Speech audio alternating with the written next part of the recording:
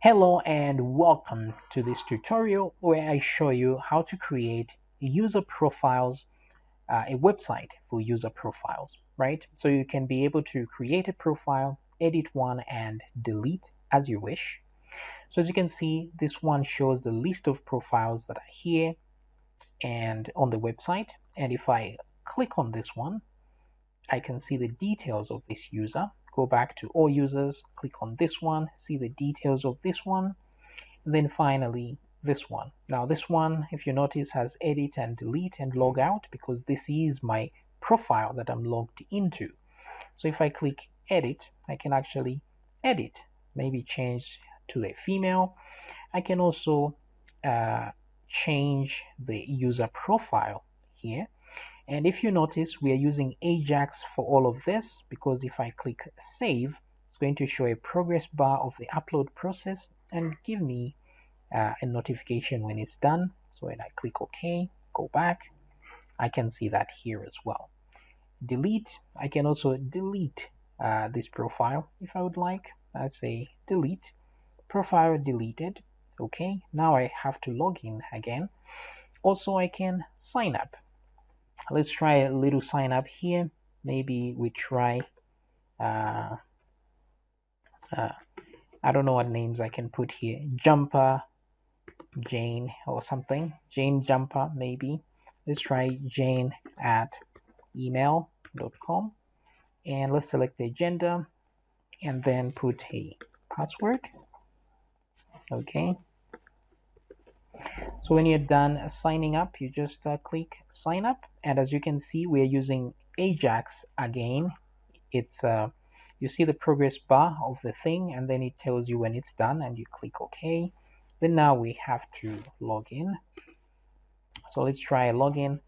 Say Jane at email.com, and then put our password. And here as well, we're using AJAX. So you can see the progress, and then done. So here's our thing. I can go to edit, browse, and add me a profile image that I would like to see. So like that one there, and save. There we go.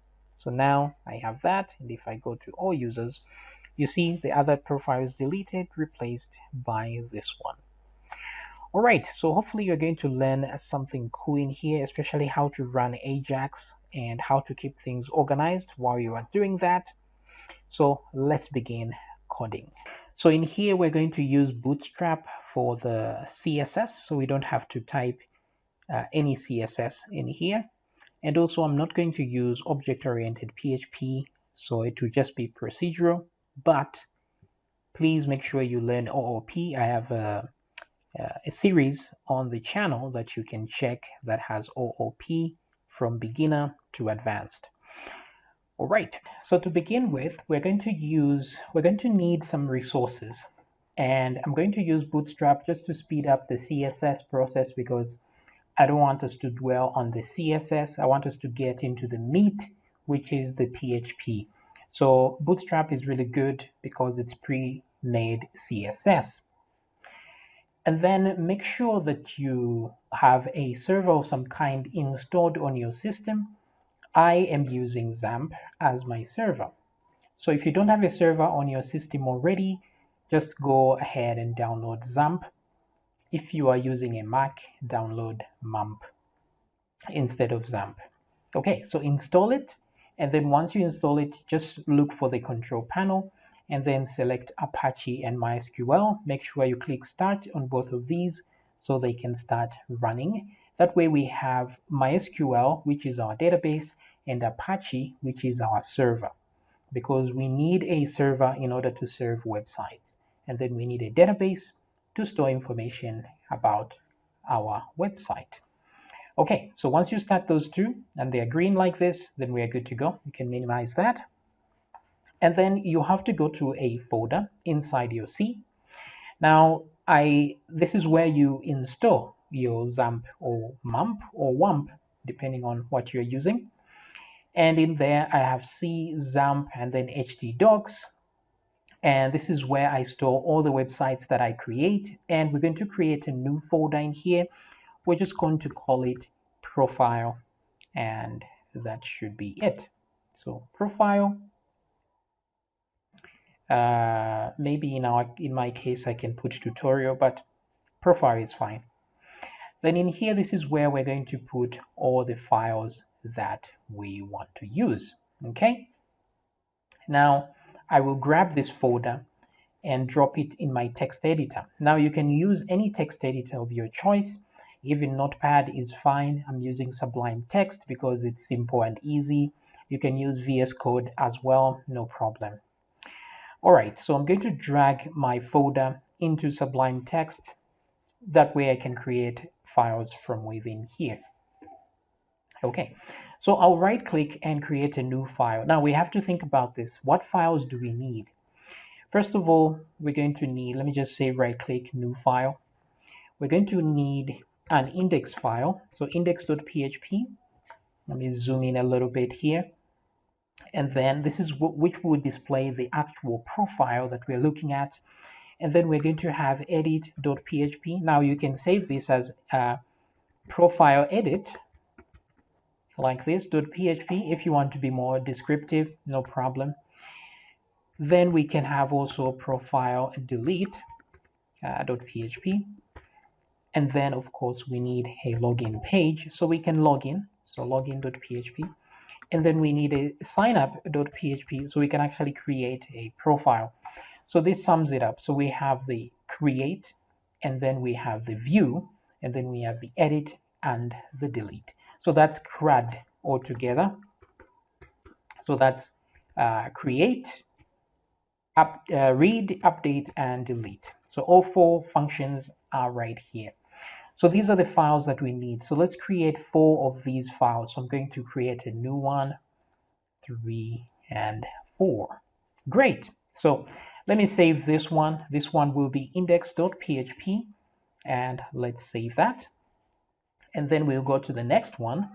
I'll cut that and I will save this with that name, profile edit.php, and let's save. And let's grab the other one, profile delete.php. Okay, let's paste that. Okay, so finally we have a login page. Let's save that as well. And then we have the sign up page. Let's save that as well. So I should have created a new one here, paste and save. Okie dokie. Alrighty then. So index, sign up, all our pages are here. That's good. Now we need our CSS. So what we're going to do is we'll go to Bootstrap, and this is found in getbootstrap.com. Now you can use a different CSS library like Tailwind. That's good as well. Bootstrap is quick and easy. Tailwind gives you more flexibility. So in here, we're not looking for that.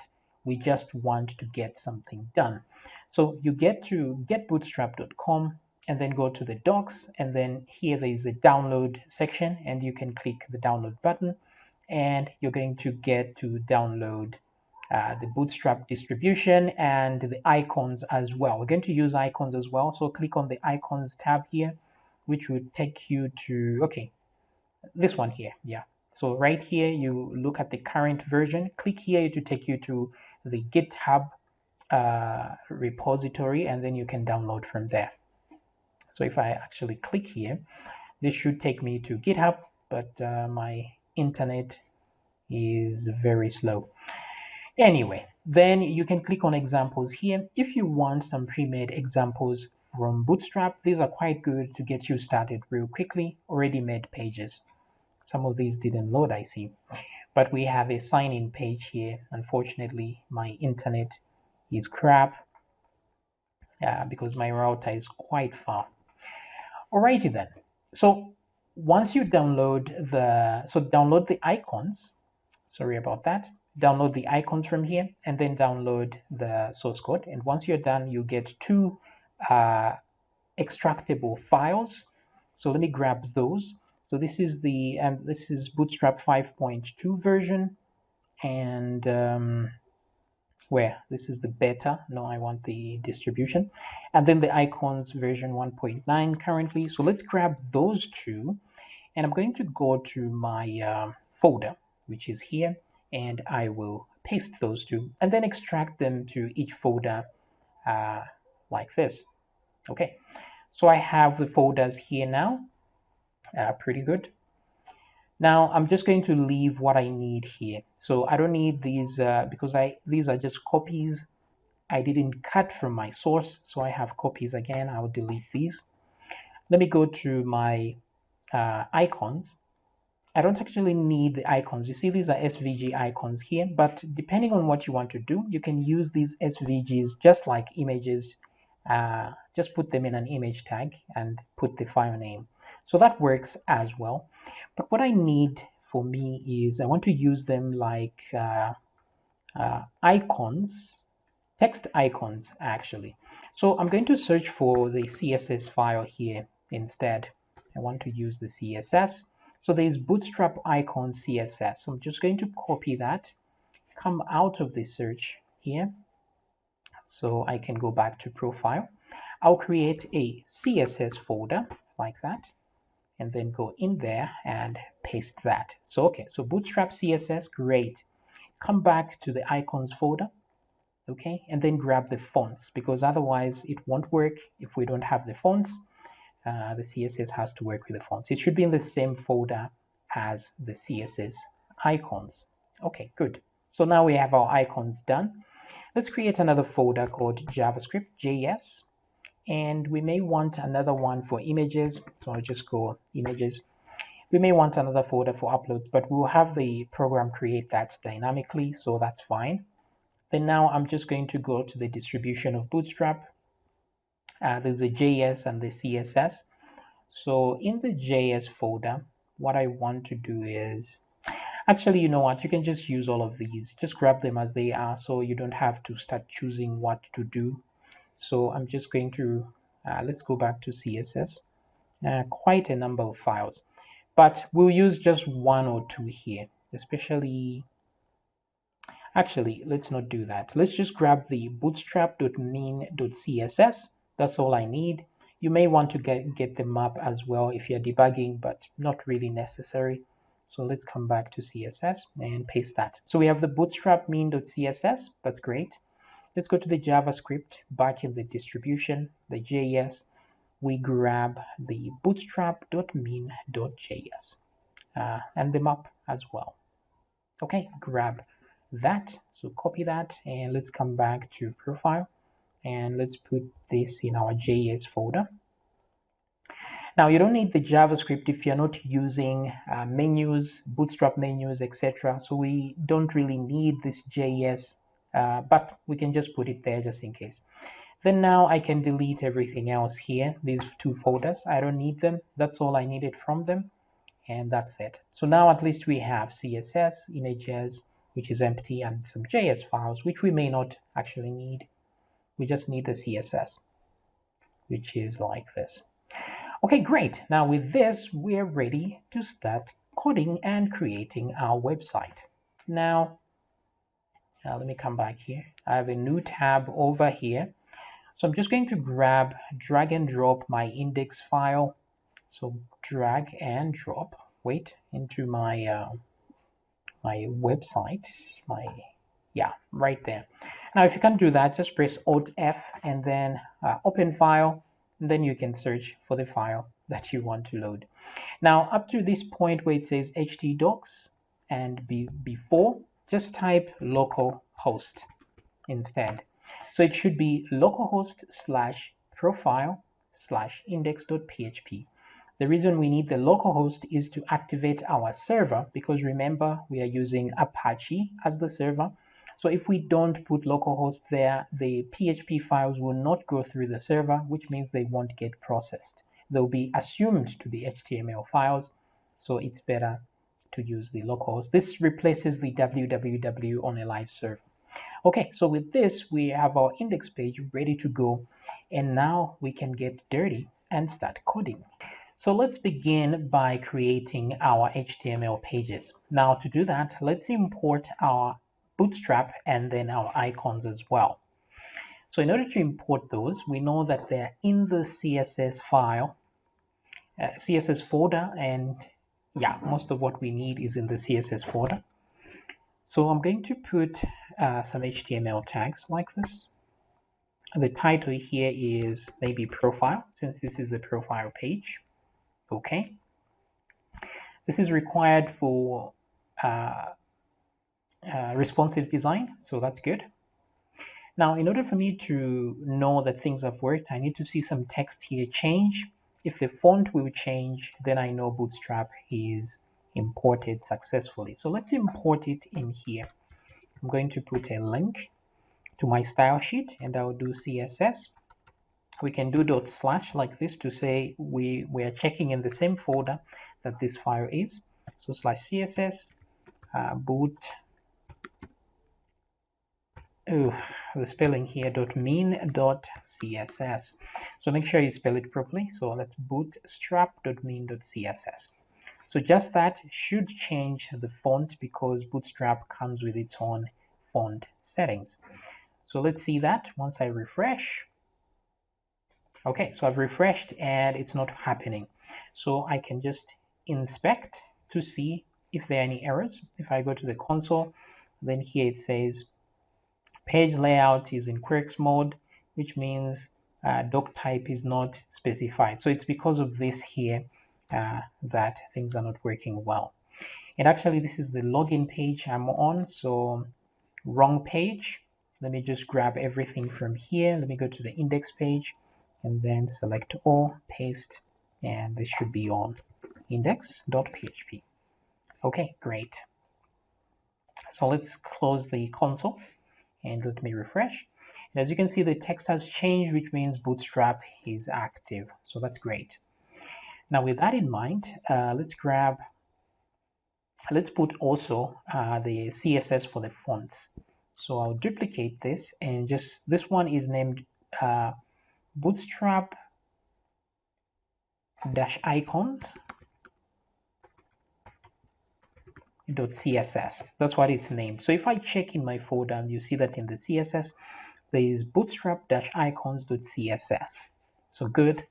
Now, in order for me to know that this has worked, I'll have to put an I tag like this, put a class, and then put BI for Bootstrap icons, and then BI, the name of the icon.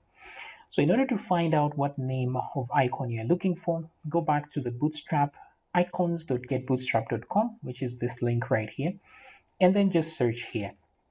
So if I click on this one, for example, this icon here, it will take me to a page which shows me how to make this icon show.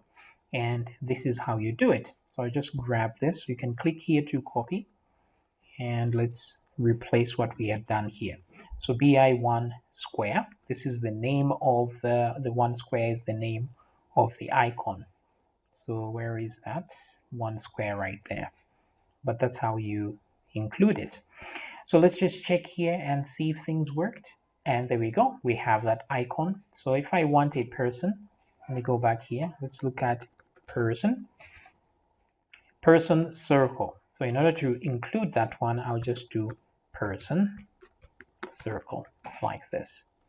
And that should give me the icon that I need right there. Okay, so with everything in mind here, we are good to go. So let's begin. What I want to do is create the profile page here.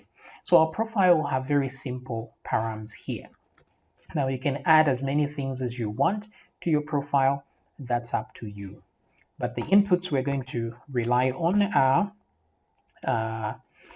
let's try first name, last name, and then let's put gender, and then we can put the password like this.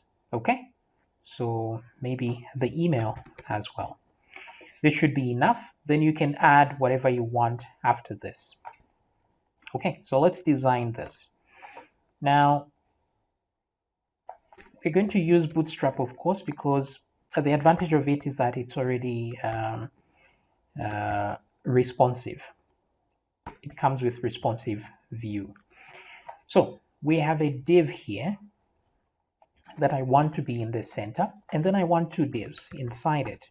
I want one div to contain the image, and I want the other div to contain the details. So for example, here, I want this one to contain, maybe we can have a table here instead, like this, and then table row, and then we'll do table header like this, and then say first name like that. And then we'll put a name here just for pretend. So td table data, and then this one will be John. Okay, and then this one will contain an image file. The source here will be the image that whatever image we put. So let me style this. Actually, let me try classes. Let's use since we are using Bootstrap, let's use the Bootstrap classes. So first of all, let's use image fluid, which resizes the image to fit. And then I'm going to put border. Oh, wait, not border, rounded, so that it's got rounded corners. I want it rounded in a circle, so rounded circle like this. Or if you don't want that, you can just put rounded there. That should be enough. And then let's put some styles as well. Let's put width. I want a fixed width of 180 pixels, and then a height of similar 180 pixels. And then I want the object fit to be cover so that it's cropped according to the contents of that image right there. So if you want a dummy image here, you can put a dummy image. We can always just Google let's say profile image. Let's see what we can get. So you can grab any of these and just put it there so that we have at least some kind of profile image of some sort.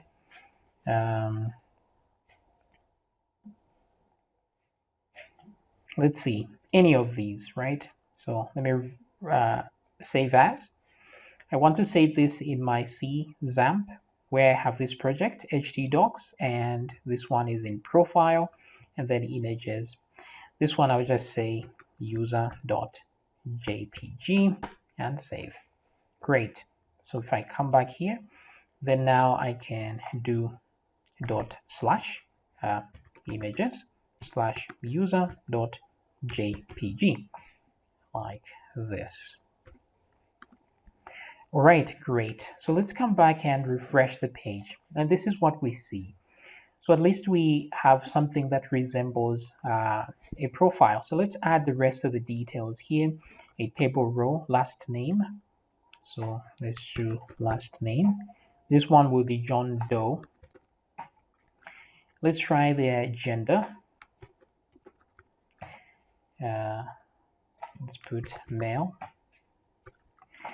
And then let's try, we don't need to show their password, so maybe email here, email, and then we'll just say email@email.com. Okay, so maybe we can start with that, the email, and save. So back here, and there we go. So we have a good looking thingy here, table. So let's try and put a class table that comes with Bootstrap to our table, and immediately you will see the difference when I do that. So now it's a valid table, and if you want it to be striped, you can say striped like that, so that there's alternating colors. Is it? Or is it table striped? Let's try that. I haven't used these in a while. Yeah, that's the one. Okay, great. So now I want this to, I want the image to be on one side, and then the details on the other side. Okay, so what I want to do is grab this whole thing. Let's put a class on it, and let's put some styles as well. Actually, just a class will do. So I want it to have a column width of, let's say, 8. Okay. Now, in order for it to be a column, it should be inside a row, right? So actually, what I'll do is, let me, would this actually work? Let's see. Oh, it actually worked. Very good. And then, so because Bootstrap has got 12 columns in total, so if I put 12 columns, I'm telling it to go all the way to fit the parent. But let's say I tell it I just want it to fit one column, then it's going to resize to a very small section. But for now, I want it, maybe let's try 6 for now. And then what I want is to put border so that we can see where it ends. And this is it. So you can see a slight border here. You can also round the border by putting rounded.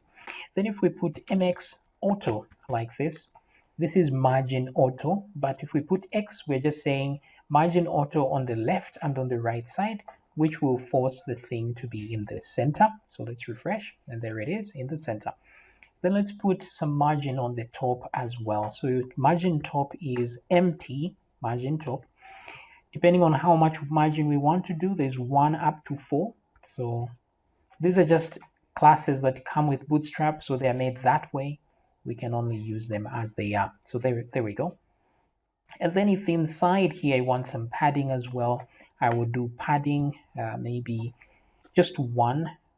So small amount of padding there. And there we go. So we can see that padding on the edge. If I want a shadow on this thing, I'll just do shadow like that. And then we will have a slight shadow. If you want this shadow to be larger, you can do large like this or small like that. Let's try shadow large and see the difference. And there we go, the shadow large. Okay, very cool. But I want these guys to be separate. I want this guy here, and I want the rest of the content here. So what I'll do is I'll turn this into a row. Now, the moment I say row like this, it means everything in here will be flexed into one row instead of this being at the top and this at the bottom as it is right now. This is at the top, this at the bottom. But now if it's a row, they will be on the same level. But it didn't seem to work. Now that's because I haven't put a class of column on each one of these. So if I put a class of column like this, I just say call, then they're going to share the left and right side like this. Now if I want to tell it exactly how much of it to share, remember there are 12 sections. Let me increase this to 8 so that it's much wider. So let's refresh, and there we go. So I want this to get a smaller value compared to this. So I will add numbers to this. I'll just say column. Let's say one is 8. The other one will be 4, right? Because they are 12 in total. So they're going to share that like this. If that's not enough, you can adjust it. Okay, so now at least we have something like this and something like that. So down here, I want to put some buttons after the image right there. So let me put these inside a div so that they are on a separate line.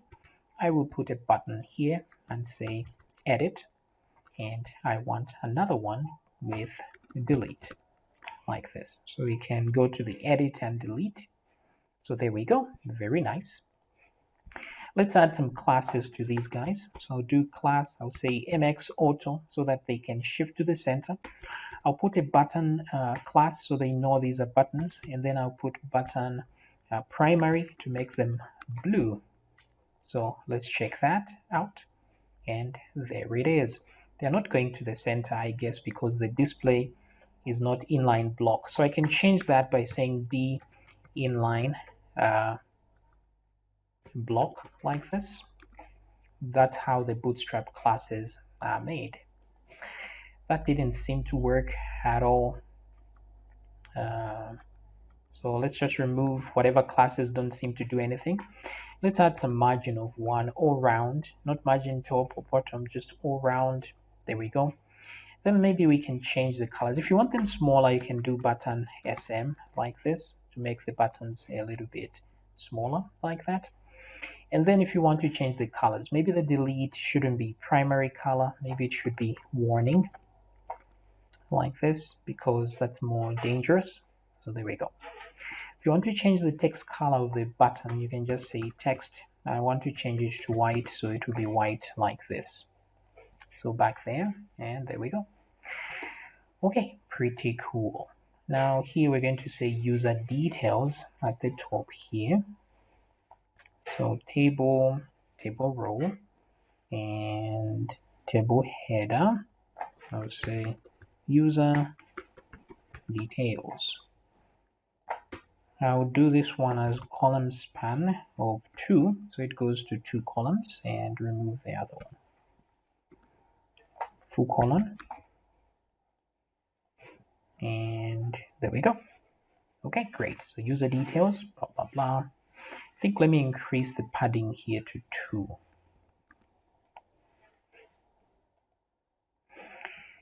Okay, and also we want this to be wait.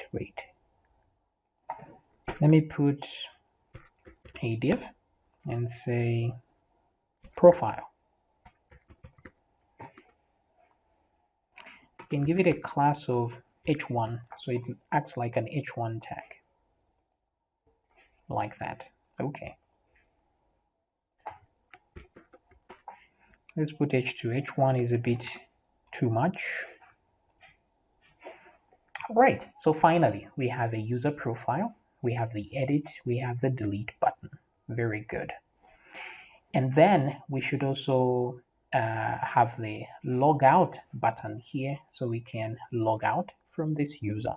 So I will duplicate this one. We can say button info, so we have a different color, and then this one will be logout, like this. Okay, cool, very nice. Now let's go to design the login page. That's the page we forgot, the logout page. So let me right click and say new file, save this one as logout.php and save. Great. Okay, so now we can go to our login and create something there. So from here, instead of profile, we do login like this. So we have our Bootstrap there. Let me come back to the profile though. We didn't use any of our icons, but that's up to you. You can use icons if you want. Email, like for example, if you want on the email here, let me just do this, I tag. Let me put a class and say bi. I think there's one called envelope, but you can check to see. Let's leave a space between those two. Let me come back, and there we go. So envelope. Then we can just copy this and put it on first name, last name. This one on first name, I'll use say user, or no, person, circle. And then here I will say person. I think there's one called person square, is it? Let's see. Oh, okay, something like that.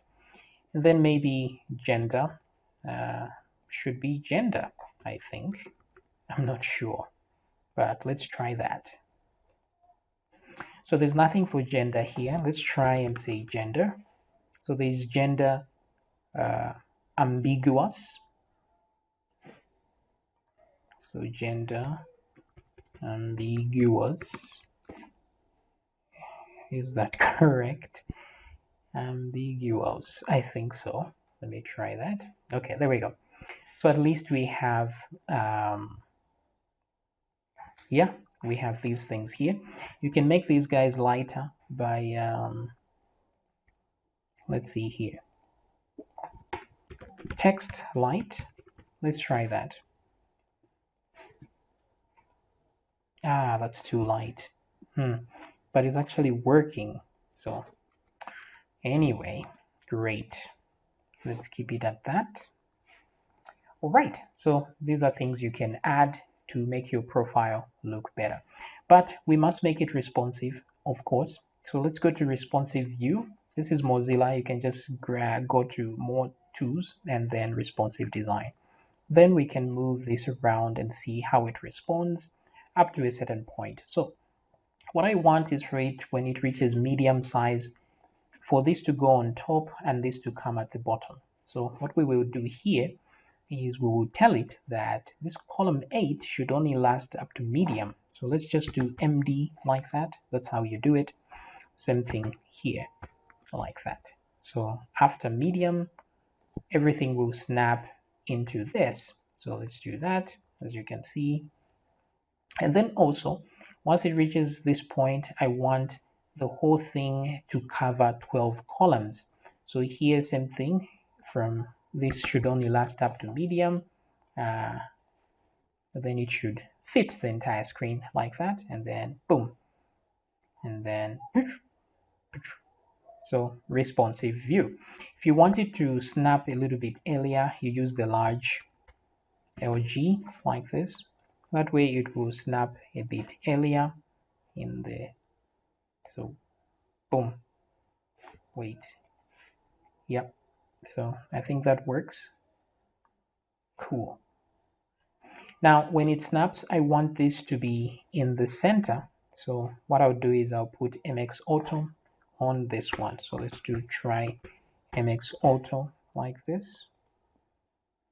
Or maybe we should have done text align center. That should work better. So text center like that. Let's try this. Okay, much better. So boom. So as you can see, responsive view is very easy when you are dealing with Bootstrap. So we start from there and go down. Now from this, now let's design our login page and sign up page.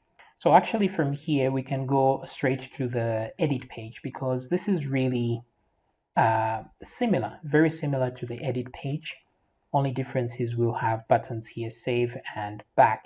So what I'll do is I'll copy everything from the index here, copy, and then go to profile, edit, and selector and paste. Okay, so here I'll change the title to edit profile, and then just the same here, I will type edit profile and user details. Now let me drop these down a little bit, because then we can add some more content here. So do table row here, table row there, like that. Okay, that way we have these in focus. And then right after the table, under the table here, I will put a div, which I will put a class and put, let's say, padding 2, like this, and then put some buttons down here. Now we don't need the edit button because we're already on the edit page here. So let's remove that. We don't need the delete button either, even the logout actually. What we really need is an input. So I want an input.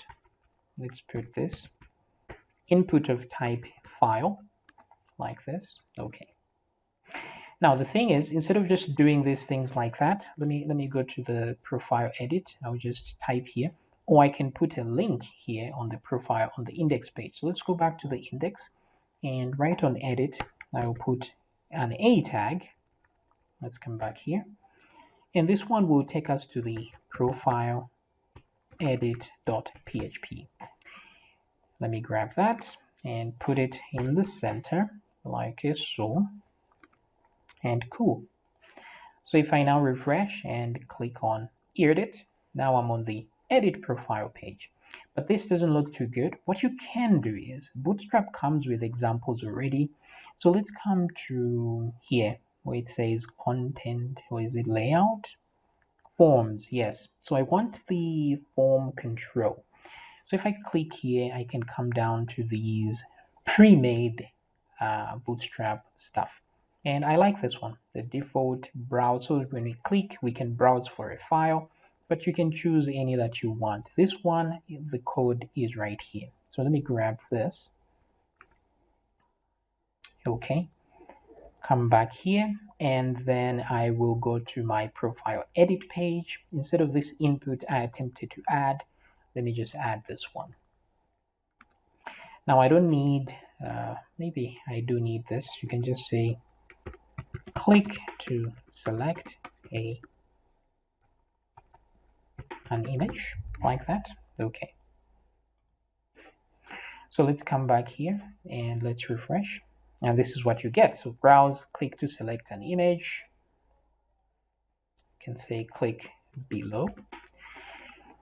Okay. All right, very cool. And then these guys now, I want them to be inputs because this is the edit page, right? So let's go to inputs here. So I'm going to grab that.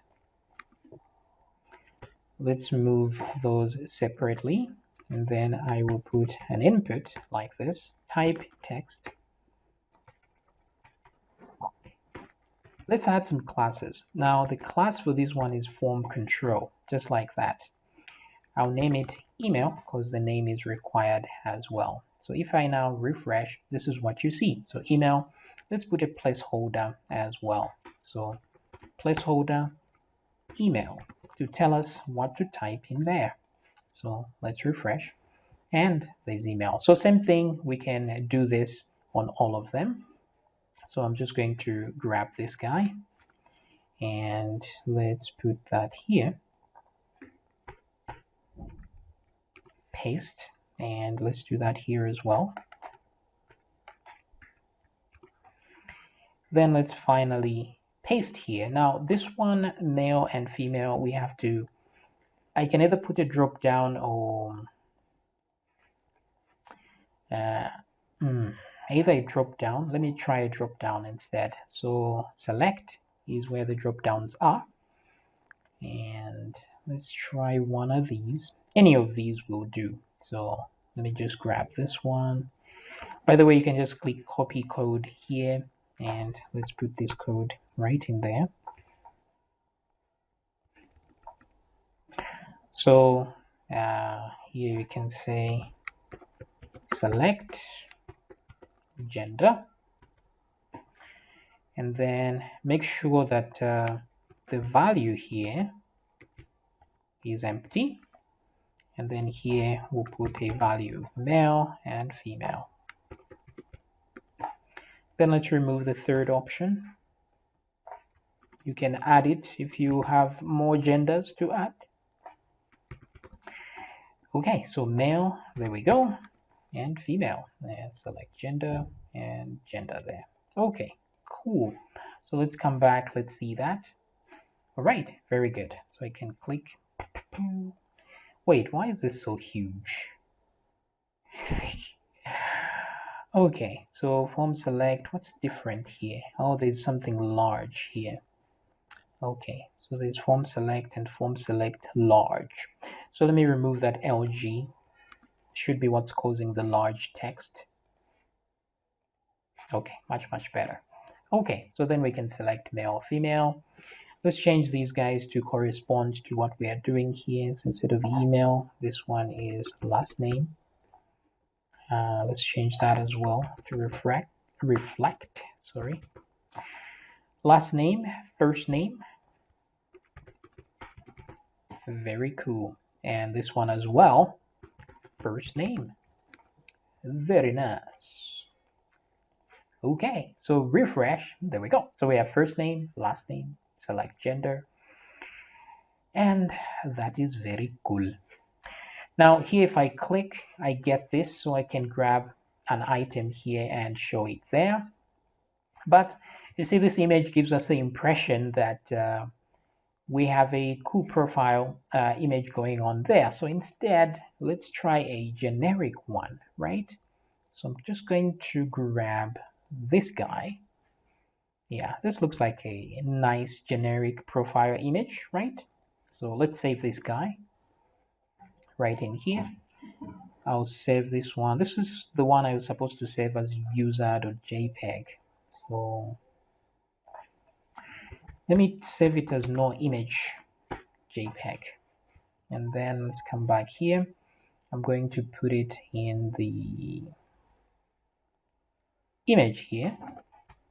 So say no image like that, and that should work out better. Bam.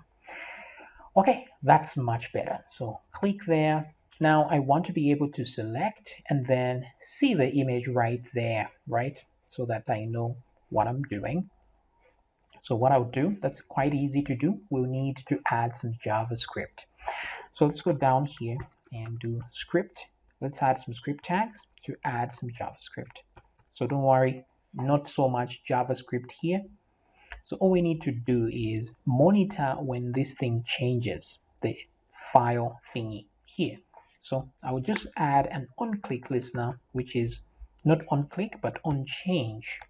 So when it changes, we'll create a function called display underscore image. Now you can call the function anything you want, doesn't matter. Okay. Then let's put our event there. Or instead of sending an event, what we can send is we can just say this.files and then just get the first file like that. So this item has a property called files where it stores the files that you select, because you can select multiple files sometimes. So this is an array, but we just want the first item. That's why we're putting that 0. So I'm telling it to send to this function this.files 0, which is send the first file. Then we need a way to grab this item here, which has the image, so we can replace the image. So just put a class that I will use for this. I'll prepend JS at the beginning so that I know this class is not for CSS purposes. For styling, it's for JavaScript. So I'll say JS, but you don't need to do that. It just makes things easier. So I'll just say JS image, like so.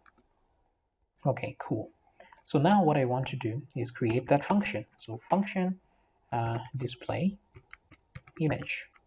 Now we're expecting to receive a file, so let's put the text file there to represent. That's a variable to represent our file, because this is what we sent here, this.files 0. So we are grabbing it with that variable. So in order to do our thing, first of all, let's grab this image right there so that we can replace the source, because as you can see, the source is what determines what image we display. So let's replace that source. We'll grab it using the JS image class. So I'm just going to say var img is equal to document dot query selector. That's how we select items. Now, since it's a class we're selecting, we'll put a dot and say JS image. That's a class name. So now that item, which the image becomes this. So we can reference it using img, and we can say dot source is equal to. So what source do we give it? Now, in order to give it a source, we're going to create a blob of this. We're going to create what is known as a data stream, right? A data object or an image object. So luckily there's a built-in JavaScript function that can do that for us. It's called URL. So we'll call it and say URL.create. What is it called? Object URL, something like this. That's the function. Now, if you don't know what to put on the dot, what function to run, there's a quick way to do things. You can do this instead. You can do console.log and then do URL like that. So this URL object, we're logging it to here. So when we click that button to change things, in fact, I don't need to put this in a function. I just put it right here so it runs immediately. So if I now inspect, right click and click inspect, go to the console, and then I refresh, you see that URL is a function, and it's got a sub function in there called create object URL. So that's what I'm looking for. So you can see it right there, so that when you click dot this, you see that it's there. So it's object URL, capital URL down there. So it wouldn't have worked unless I would have done this. Great. So that's how you check how to figure out what this is if you forget it. So image source is equal to object URL, but we need to tell it which item to create that object URL from, and that's from the file. So it's as simple as that. So we're just changing the source of the image. So refresh. Let's try this now. Grab and let's open that And there we go. You see, simple as that. Let's try another one. There we go. So looking great so far. All right, then we need this to be inside a form because we need to submit this. So we're going to go back here, and everything we want is inside the table, right? So let's just put the whole table inside a form. So there's a form there, and the method is post. Okay, great. Now we don't want to submit normal submission. We want to use AJAX. So no worries. We'll figure out how to do that. Let's push everything inward from the forum. Cool. Let's see if nothing has changed. Great. All right. And then let's look at a responsive design. Okay. Everything still looks cool on mobile view. Very nice. Cool. Okay. Very good. So we need a back button here and a save button, of course. So inside the form, that's where those buttons should be. So make sure that the form goes all the way down here. Let's move these guys over.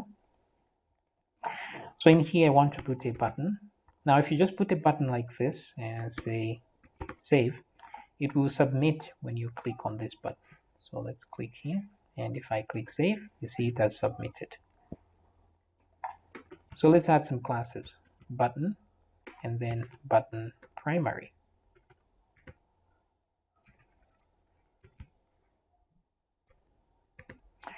Okay, great. Let's add another button. This one, we don't want this to be able to submit, so we change the type to button. Now with Bootstrap, you don't really need to make buttons. These can be labels. You can put them as labels like this. That way you don't need to even put a type like so.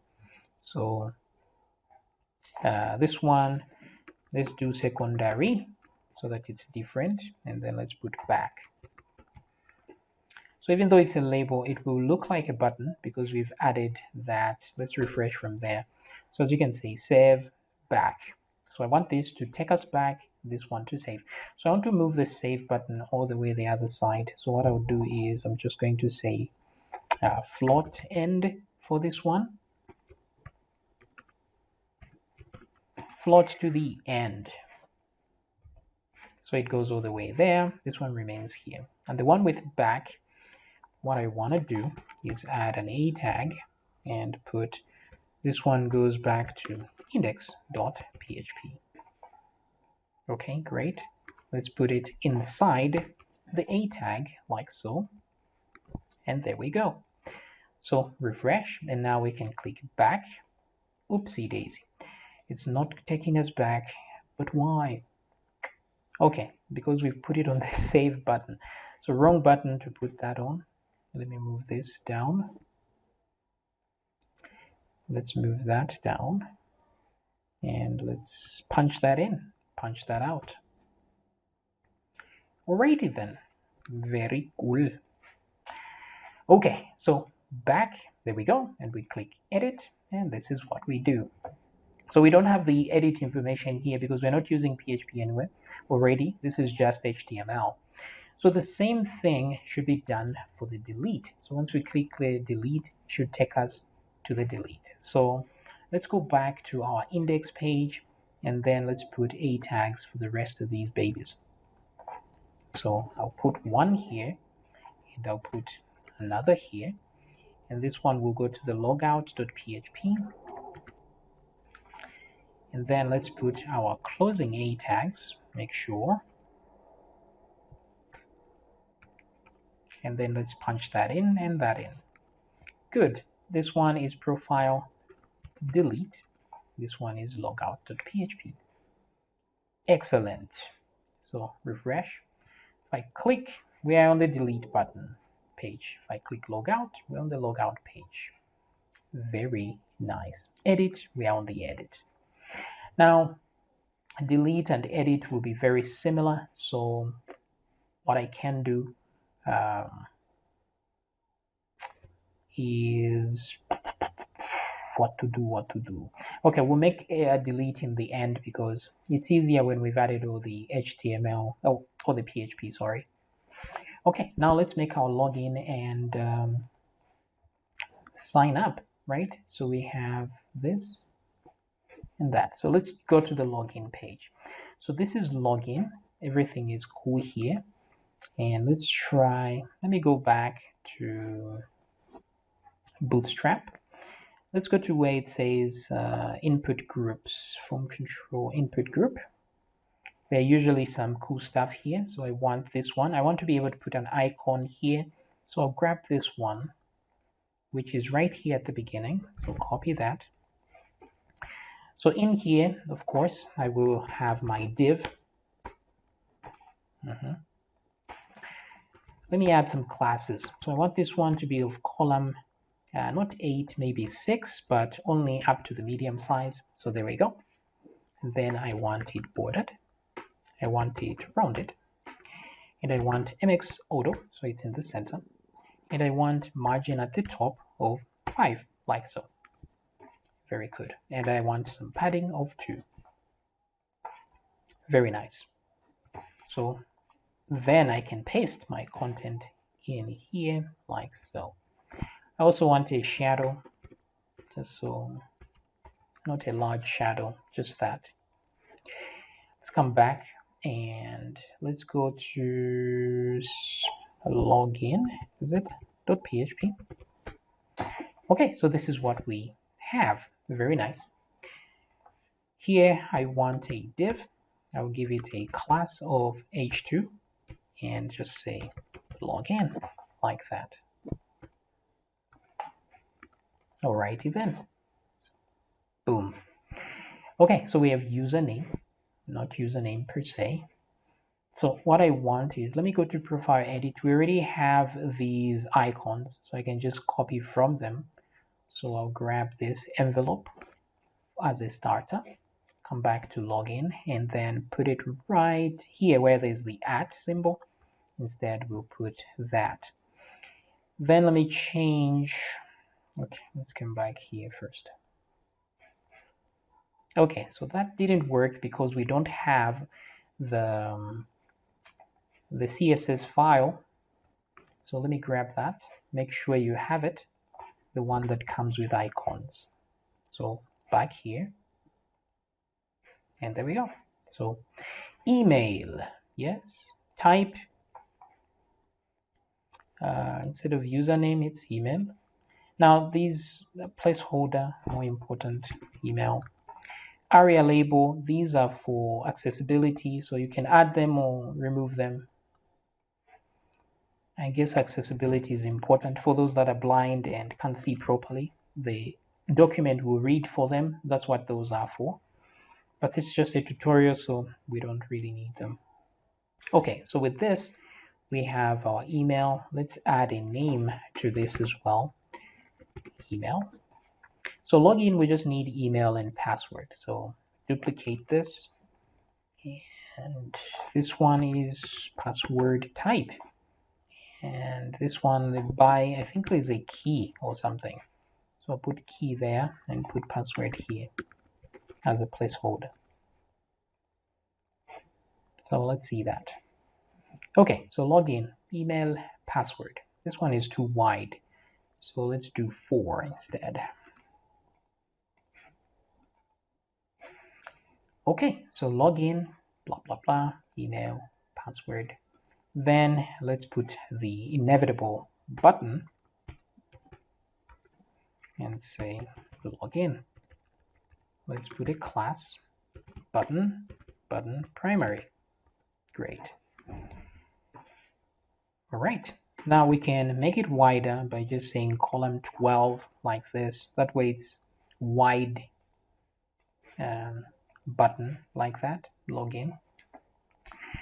Okay, very nice. I think I should add more padding to this. Let's add padding, maybe 4. Let's see this. I wanted it longer. Let me add more in these.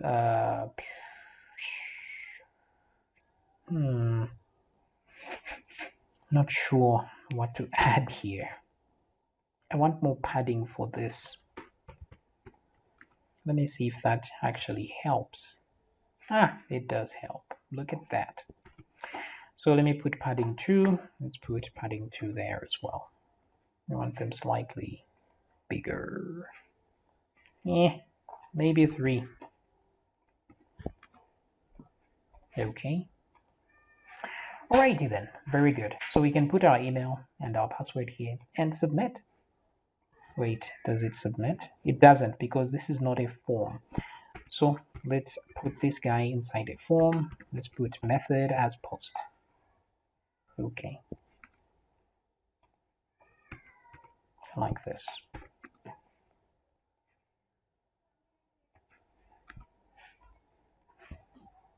Alrighty then, so boom, post. Very nice. Okay, so with this, now we can turn to our sign up page very easily. Let me grab everything from here and go to the sign up page. Select all, paste. Let's convert all instances of login to sign up. Like that. Everything else remains the same, even though we will need more than just this. So I'll duplicate this. This one is retype password.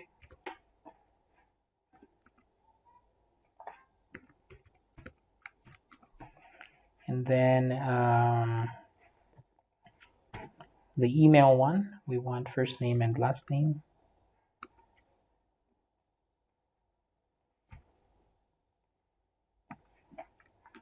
Okay, so here we have first name, last name, and then we have email. Let's have one for gender.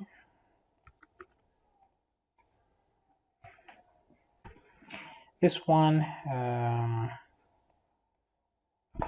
let's try gender ambiguous. But I want to change this to a select and put a class of form select. Let's put some options in there. We already have these in the profile edit, so I can just go in there and grab these. So sign up, paste, like so. Shift tab. Oh why, oh why, oh why. Okay, very good. Let's give it a name, very important. Gender. Name here should be last name. Name here should be first name. Type text, that's good. Here we have user circle. No, actually, person circle. Here we have person square. And what else? Gender, email. What else am I looking for? Okay, save for now. Let's just make sure things look as intended. We need a link to the sign up page here from the login. So where is our login? Let's go down here. Let's add a div. Let's add a class margin 2. Then let's put some links here. So here I'm just going to say signup.php and say don't have an account, sign up here. Okay, good. Let me come back here and refresh.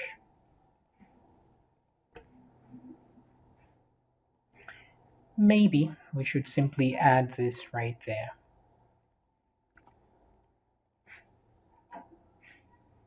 Okay, so sign up. Wait, the exclamation is a bit overkill. And boom. So we are on the sign up page now. Then we'll copy exactly this. Go to the sign up page, put it at the end as well.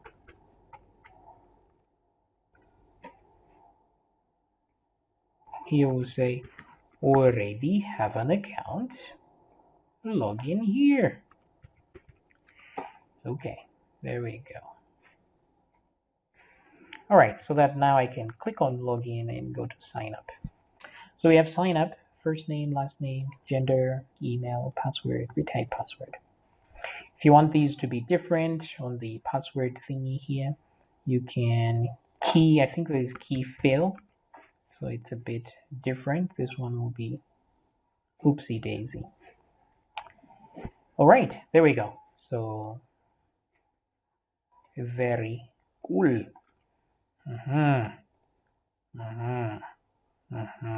Sign up, sign up, sign up. Okay, so the names are correct. That's cool. Value, name, gender, name, email, name, password, retype password. All right. So everything is so cool here. Done. So all this this concludes our HTML. We will add more on the profile delete, but for now we don't really need that. Okay, so from here now we can create we can start coding in PHP. All right, so what I need now is I want to use AJAX to submit. I don't want to do the normal submit here because I want us to see a progress bar while things are happening and then get our errors right here without refreshing the page. So if we go back to our Bootstrap section here, we do have a progress right there. So click on that and we get some progress bars here. Now I want one that has some text in it like this one. So I will copy this. So just say copy and then come back here and let's go to the sign up page. Where are we? We are right here, right now. Okay, so down here, closer to where I'm clicking the button, I want to see a progress bar. So I put this progress bar right there, like this, okay? So it has a class of progress, so we can actually grab it. It also has the inside has a class of progress bar, row progress bar. These are required. I think this is where we need JavaScript, I think. Wait a minute. Let me refresh this.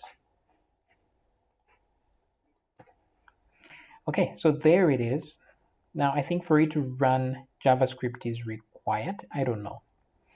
Let's see. Let me remove this label, ARIA label. Let's remove that. Let's remove all these guys. I don't think we need them.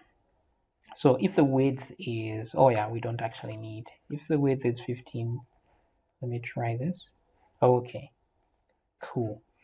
I think we may need the JavaScript for smooth transitions, but we'll see. Let me add a margin bottom of 3 so that it actually has a space between the button and so we can see some progress there. And then here I will say working like that so that we see it's working. Let's try 50%. See how that look. Cool. Let me see how responsive this is. I didn't actually check. It's fine. Ooh, wait. Here it snaps to this, right? Not very cool. Wait a minute. So I want it to be on the medium side. I want this to be 8. Let me try this. Okay, so that zooms into that. Okay, boom. Medium size, it's 8. But then when it becomes big, like large, let's change that to, what was it? Oops. It was 4. So let me duplicate it. So I'll say on the large scale it should be 4, but on the medium it should be 8. So let me refresh. There we go. So if I do this, it snaps back. Okay. So what we're going to do is create a file that will receive all the AJAX requests that we make. Okay. So what I'll do is go right. Now you don't need to create a file like that. You can actually put your PHP right at the top here and send it to the same exact file, but tell it to not load the page when you do that. But I think that would be a little bit confusing. So let's just create a separate file that would be nice and clean. So new file, let's save this one as ajax.php, just because it's going to be loading some Ajax. So let's add some actual PHP code here. Very good. So here we'll be checking for a post request. So I'm just going to check if the post variable, which contains all post requests, is not empty. So I think we'll just say if not empty post. So this is checking for if it's empty, but I wanted to check for if it's not empty. And let's say, and actually, let's check for a very specific item, which is data type, like so. So if data type is not empty, it means we posted something. So let's do that. Now, what you have to understand is before you do all this, whatever I echo in this page is returned as the result of the AJAX request. So you have to keep that in mind. If an error is echoed here, it's going to be returned as the result. So it won't be JSON anymore. So if you want this to be JSON data, you can say header and then you put content type like this, and then you say JSON, text JSON or something. I don't know, but we're not going to do that. We'll just send it back as text, so no problem. No need to worry about that. Okay, so when you have a PHP file like this that doesn't include HTML down here, you should never put your closing PHP tag like this. This is asking for problems, because if you leave any gap like this, this is considered HTML and will be sent as such. But if there's no closing tag like this, this will not be regarded as HTML to be part of the PHP, so it will be ignored. So just keep that in mind. Don't put a closing PHP tag if you're not putting any HTML down here. All right, so with that in mind, I just want to echo something here and say echo we are here, just so you know that whatever we echo here is returned as the result. So we just want to get this result from this file, then we are good to go. So let's go back to the sign up page here. And let's create some JavaScript to enable us to send data. So I'll put a script tag over here, and then I'll put a function to send data. So I'll just call it send data. Very, what's the word here? Very progressive. So here I'm going to load the form data itself, or we just call it form. Why not? So in order to send the data, all we have to do is create an AJAX request. So call it var. I'll call it AJAX. You can call it anything you want.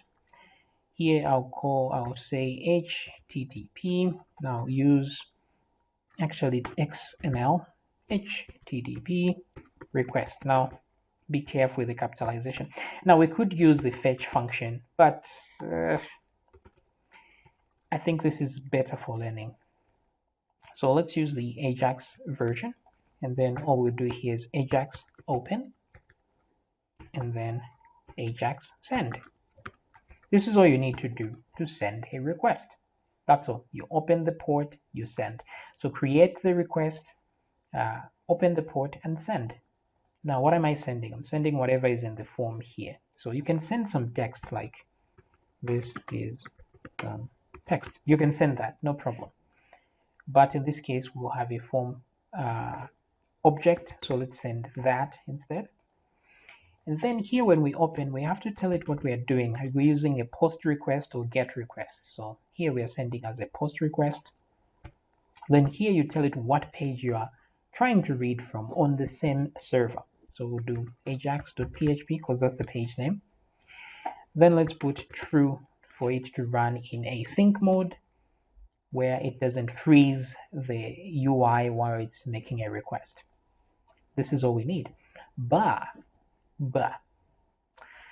it's important to know the progress because we have a progress bar after all. Yeah.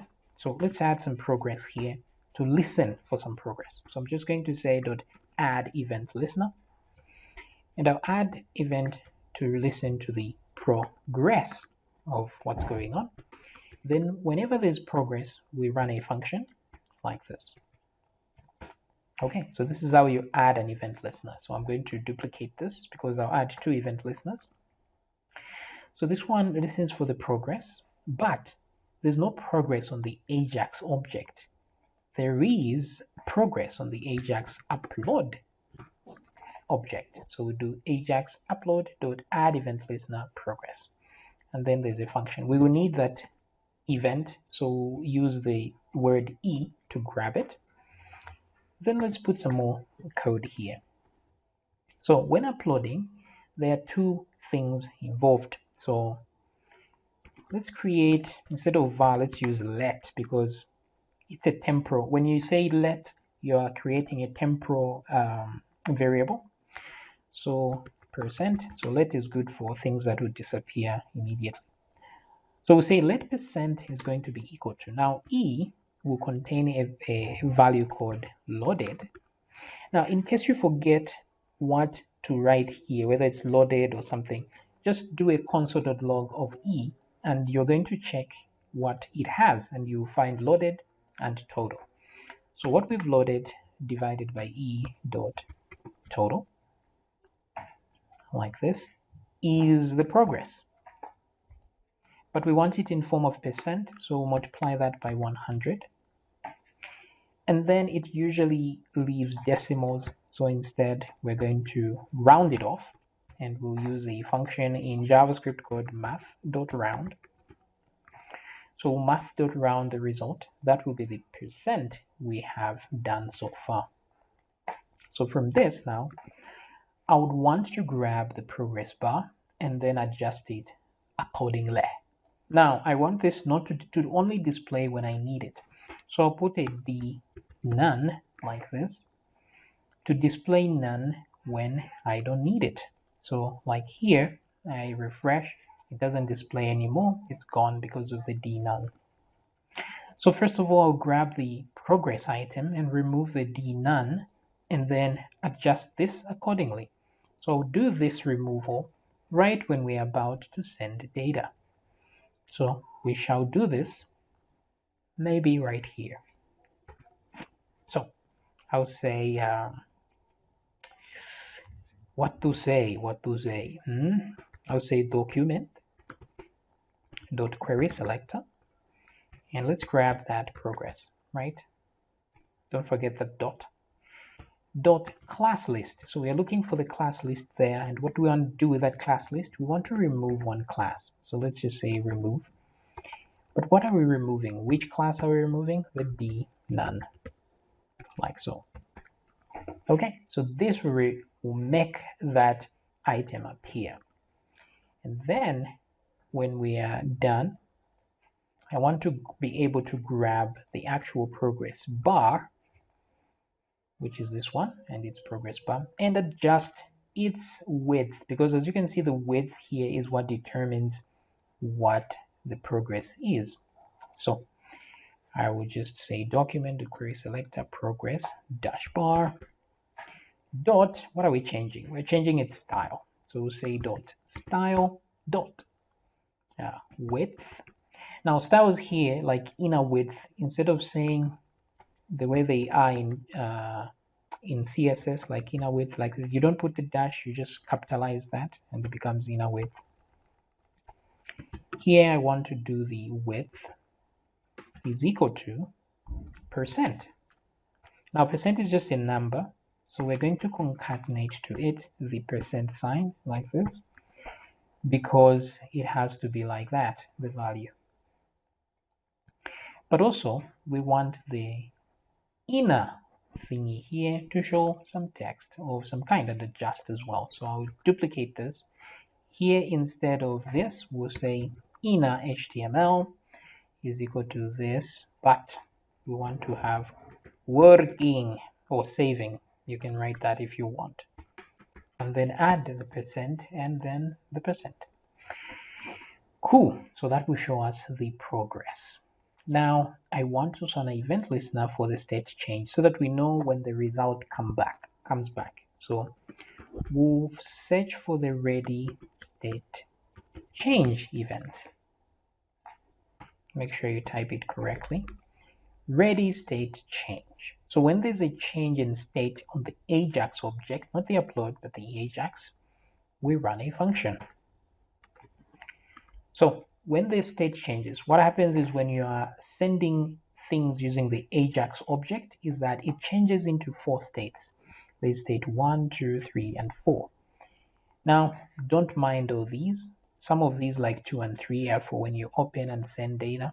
But number 4 is when everything is complete. So this is the create, open, send, and then receive data. So we just care about receiving data, which is on number 4. So I'm just going to say if AJAX.readyState, like this, capitalized S, is equal to 4. It means results have been brought back. Now the result could be positive or negative. So we also need to check if AJAX.status. Now status should be 200, which means everything was okay. If it's not that, then there's an error somewhere.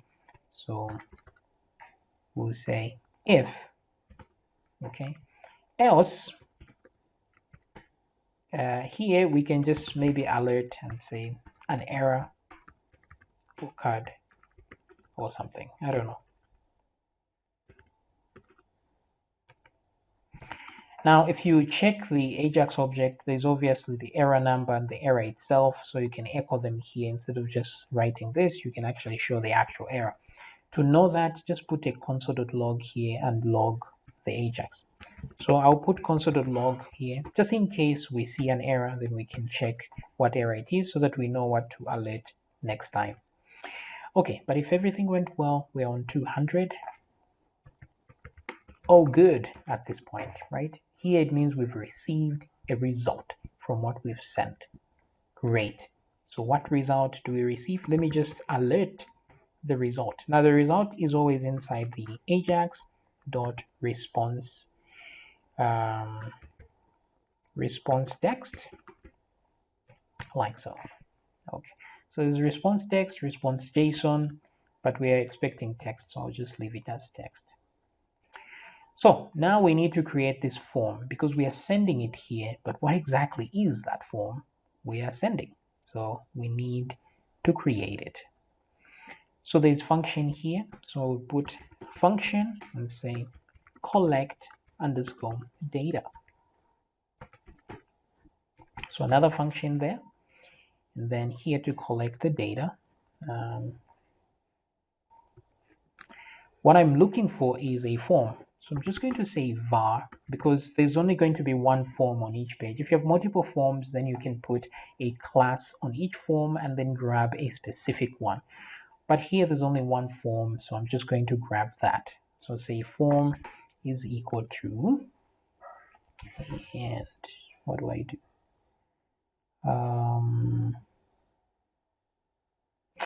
Actually, I'm just going to search for inputs. So I'm just going to say inputs is equal to, and I'll say document dot query selector or, because I want to grab multiple items. So use query selector or in this case.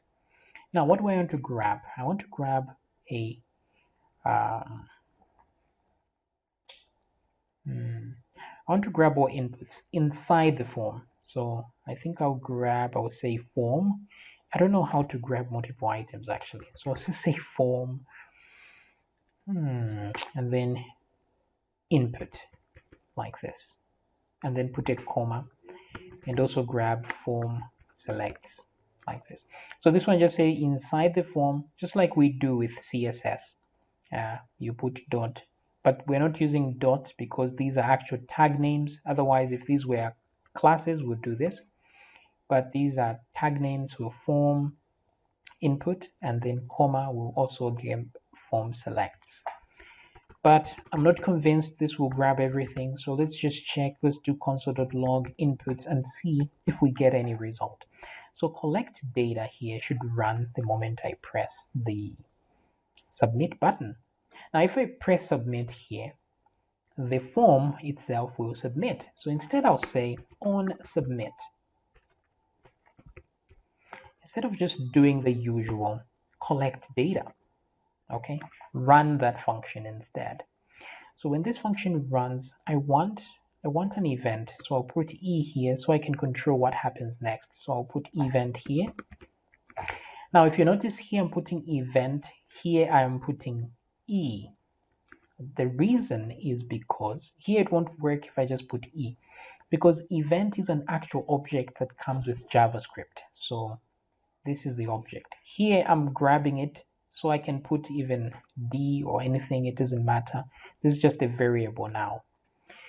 So I'll tell it to not submit, because right now, if I do this and say, boom, it will refresh the page, you see. So I won't get any results in the console.log here. It will disappear immediately. So we'll tell it to say E prevent default. When we do that, we're telling it to not do the default action. So if I refresh and send, let's try again. Okay, so it didn't do. Instead, it gave me this node list here. It didn't refresh the page. So if I check the node list, it has all the inputs and the selects that are here. Very nice. Okay, so at least I have all the things and their values as well. So if I click on this one, I can check its value, etc. So this is good. And you can also do e.stop propagation as well, just so it stops bubbling. Now, if you don't understand what bubbling is, it's the thing where if I click here, the event is on this thing, right? But it will bubble. It will activate everything until it gets to the top of the page. It's a bit out of the league of this tutorial, so I'll leave it there. Just put it there and we're good. Okay, so let's try that again. Let's make sure we haven't messed anything up. So let's inspect and let's click, and there we go. Good. So all we need to do now is run through every item from inputs and put it in a variable and then run the send data. So what I would do is I'll do a for loop. So say for, let's just use this one. Boom. Inputs, right? So every input we add to a form. So here I'm just going to say let form be equal to new form data. Now, form data is an object that comes with JavaScript. That's how you create your own form on the fly. So we're creating a new form and naming it form. Here you can actually say my form, doesn't matter. And then we'll grab this and say my form dot append. That's how we append to the form. Now here I'm appending the actual control, the input, but that's not what I want. I want its value. Okay, so say form.append inputs, the current input we are reading through with that I and its value. But I need a key for this, right? I need a key here. I need to know that the value I'm adding is for first name. Otherwise, I won't be able to read it on the other side. So how do I get a key? Well, these inputs are actually named. Let's do this. So here you put a key, here you put its value. So here, because these guys are named, if I just grab their name, I'll have that. I'll use that as the key. So I'll just do inputs I dot name. That's it. So once I add all that, then I can call this function send data, and I'm sending my form through there. Now here I can call it form, no problem, because I'm just grabbing it from here. I'm using it. I can use any variable I want. That's fine. You can call it my form. That's okay. All right, so what are we doing? Here we collect data, and here we send that data, and then once we receive a result, we alert it to the screen. Now remember that the page we are sending to is the ajax.php. So whatever we are doing here, no matter what we send, we're just going to receive this echo, we are here, to know that we actually managed to get there. So let's try this. So I'm just going to click here. It didn't work, so which means we got some errors, and let's see what's happening. So type error, XML constructor requires new. So my bad. So what it's complaining about is that this is a class, so I need to put the word new there, otherwise it doesn't work. Okay, so let's refresh again and let's try this again. And look at that, we are here. And did you see the progress bar there? Let's try that again. Boom. So it appeared and then it showed the progress, and then we got a result, which means everything is actually working well. So if you don't get a result, inspect the console and see what errors you get from there. But let's remove this part that does a console.log of the inputs. We don't need that. And we are here. Very good. Now, I don't want this code the way it is like this, hanging around on its own. So what I'll do is I'll save this whole code inside a constant. So I'm just going to say const. I'm going to call this one, what do I call it? This is weird. I haven't thought of a variable here that can be used for all of these guys and is short. So wait. Okay, let me explain what I want to do here real quickly. In JavaScript, you can create a function by doing this. Let's say function John, and then this is a valid function, right? But also I can create a function by saving it as var John is equal to function. In this case, I don't need John becomes the function name. So this is exactly the same. Not really, but we can have E there and E there. So this is valid just as much as this. Now, if I want to run this function, all I do is this. Let's say John. Now, if I want to run this one, I do exactly the same thing. So exactly the same thing. And both times it's going to run just fine. Wait, do I do this? Yes, I think I do. So yeah. So what I want to do is use this method, but instead of just putting the function inside a variable like this, I want to put it inside an object, because you can also do something like var obj. You can call this anything you want, is equal to, and then do this. So the moment you do that, you've created an object, and then inside here you can put some key value pairs like name, and then you put John, etc., etc. Then put a comma and say age 24. So this is an object now. But instead of just putting items like this, you can also put functions in here and say function like that. Okay. So this is legit, but you need a key for this as well. You can call it myfunc. And so now, in order to run this function, I would have to say something like obj.myfunc, like that. So this will access that. And you can see this, I can actually show you this, by just running an alert inside here and calling it myfunc, so that you know that I'm actually running this function here. So if I refresh the page, I should see the alert of myfunc, which is right there. So this is what I want to do. Now, the beauty of doing it like this is I can just grab the entire object and move it to another page without worrying about which functions I should carry. It will be one thing.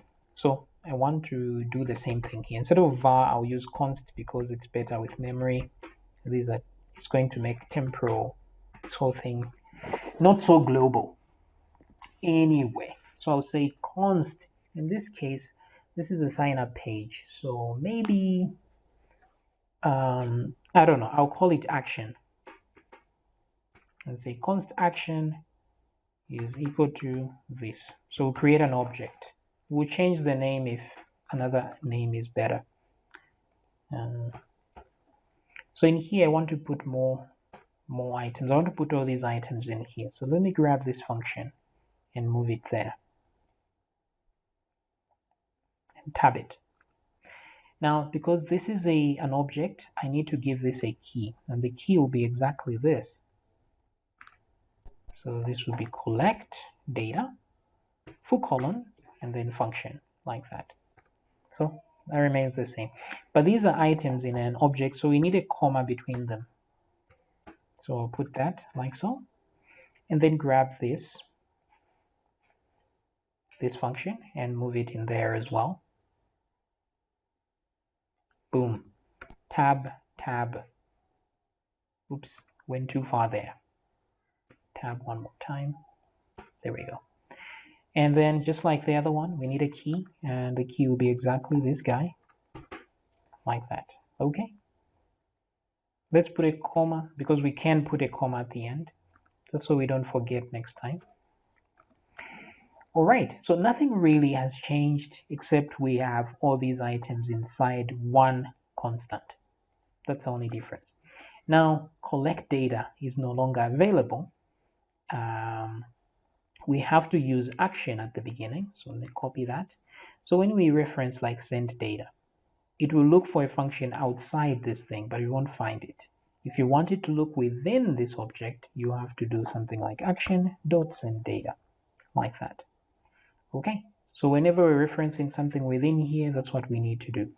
Also, this function collect data, when we are running it there, we'd have to do action.collect data. Then everything will work as intended. So let's refresh. Let me save. Oops. So we did something wrong. What's happening? Okay, so it's now refreshing, so that's not good. Action.collect data is not a function. Is it now? Okay. What have I done wrong? Action is equal to collect data. Wait a second.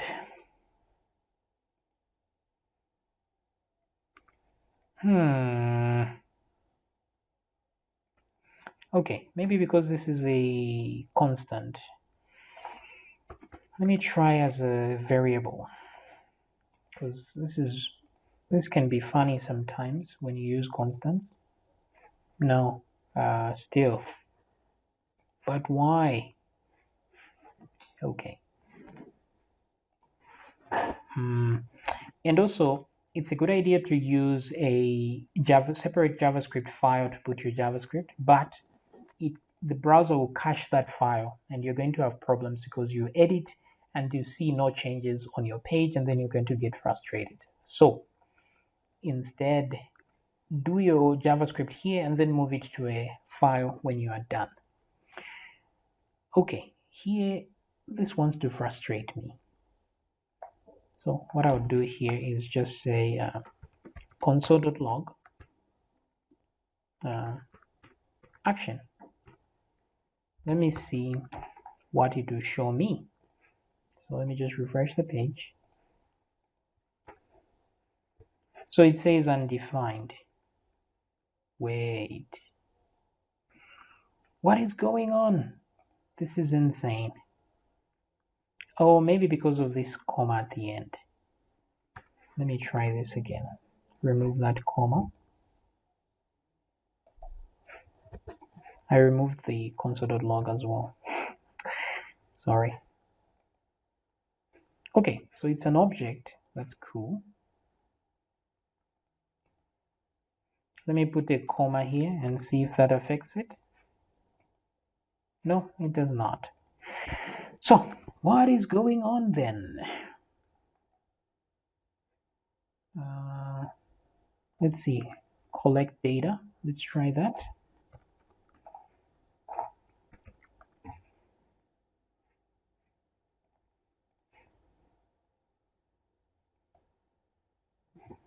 is undefined. Okay, but it worked. So what's going on then? Why isn't it working? Let me run this. Cut that.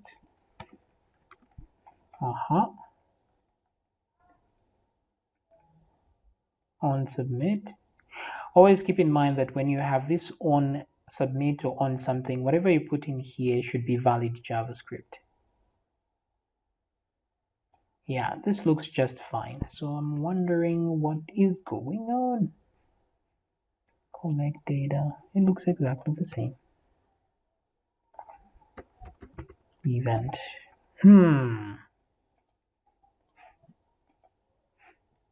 These are problems with programming. Now, it's important to remember that some words can be problematic, like maybe action could be a keyword here. Maybe the window object has action somewhere. So instead of using a word like this, let's try and change it to, let me select all instances of action, right?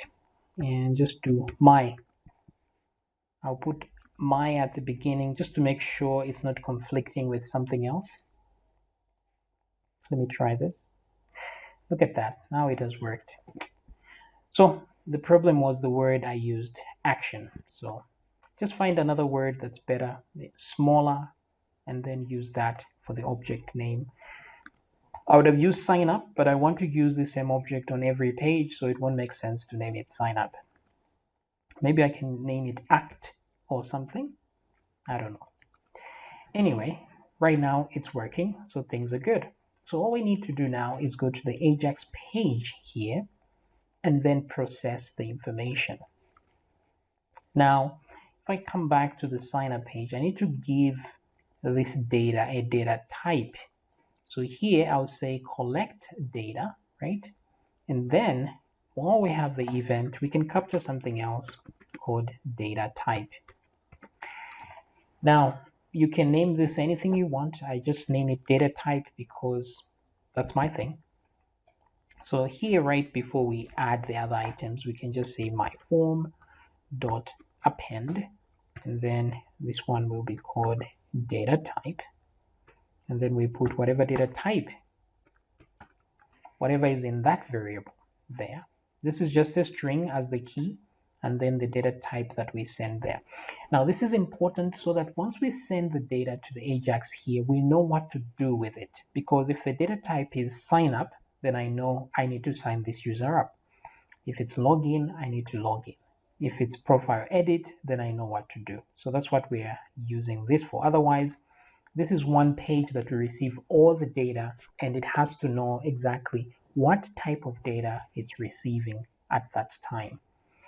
So now when we say collect data, we have to add this extra param here, which we haven't added. We've added an event, but then, wait, why are we even using the event? Okay, because it will be always in the form. Anyway, that's fine. So what I can do is put a string here and say this one is sign up. That's the data type. All right, so cool. We are sending that data type there. Now, here on the AJAX, instead of just echoing this, I want to do a print readable of the post variable so that I show you what data we're receiving. Okay, and that will be echoed back. So I'll refresh and just type some gibberish here. John, like John Doe. Select the gender, email, and then password. Okay, good. Now if I sign up, this is what I get. You see the data is here. Data type, sign up. First name, John. Surname, Doe. Gender. Everything seems to work just fine. So all we need now on the other side is to save this data and then redirect the user to the login page. And then when I come back here, one more thing we need to do is, since we send the data if everything is good here, let's create a handle result function so that we can do different things depending on the page that we are on. So here, instead of just alerting us to this, I would say my action dot handle result. And then let's send this result in there, which is the text. So now I can create another function right here called handle result. So as a function, this will receive a result.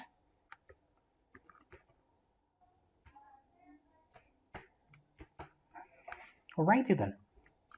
So on the result here, we're expecting an AJAX object. So I'm just going to say var obj is equal to JSON parse. This is how you get text, which is JSON, and convert it to an actual object. So let's parse that result. But then here I'll put some code which is console.log the result. Now, when you're done everything, you can mute this code because you don't need it. But otherwise, if you get an error on the PHP side, if you do a console.log of the result, you will see the error in the console. So let me show you that. So if we come back here and refresh, I'll go to the console. Now, if I submit, it should show me the result here, which is right there. As you can see, there's a result. And then the parsing of the thing has failed because this is not valid JSON that we've returned. But at least you saw that. Now, where is the alert? Okay, so let me remove this alert here. And then secondly, let's go to the AJAX. Let me intentionally put some errors. Let me just type some random stuff. Come back, and this time we will get an error. So let me delete everything in the console. Let's try again. And as you can see, we have this error, but it shows here as well, parse error in the ajax.php file. So this is where you will see all the errors that are happening in your PHP file because we are using AJAX now, and you can try to fix them. Okay, good. So that's about debugging. Now let's put some actual code to save data, etc., etc. All right, so the first thing we need to do here is make sure that our result, the result that we return, is valid JSON, right? So we can do that by converting an array into JSON. So we can say JSON encode. We're encoding it because we want to send it. So once we do this, and then the JSON encode function changes an array into a string, and then we can echo this out like this. Okay, so let's see how that looks like. So if I now refresh the page and click sign up, you'll see that I don't get any errors now. It comes back as a reasonable string that we can use and convert back to an array very easily in JavaScript. So if I come back to the sign up here and we go to the handle result function here, what we can do is this will be converted to an object. So we can do a console.log here just for me to show you what happens. So we are logging the result that we got, and then we convert the result to JSON to an object, and then we console.log that object so that we can see that it can actually be done. So let me refresh and let's sign up. So as you can see, this is the text we got, but after we converted it, it became an actual object that we can use within JavaScript. So this is the essence of what we're going to be doing. So we send information as a string. You can only send information from one system to another as a string. So we send it as a string, and then we convert it when we get there into an actual object, and then we manipulate it and then send it back as a string. And then once we grab it, we convert it back to a useful object. Okay, so let's come back to the ajax.php and do stuff with this before we get any further. So what I want us to do now is to check what the data type is. So let's put a switch statement. So here you can use a switch statement if you want, or you can just use if statement, no problem. So if data type is equal to sign up, okay. So if data type is equal to sign up, then let's do something.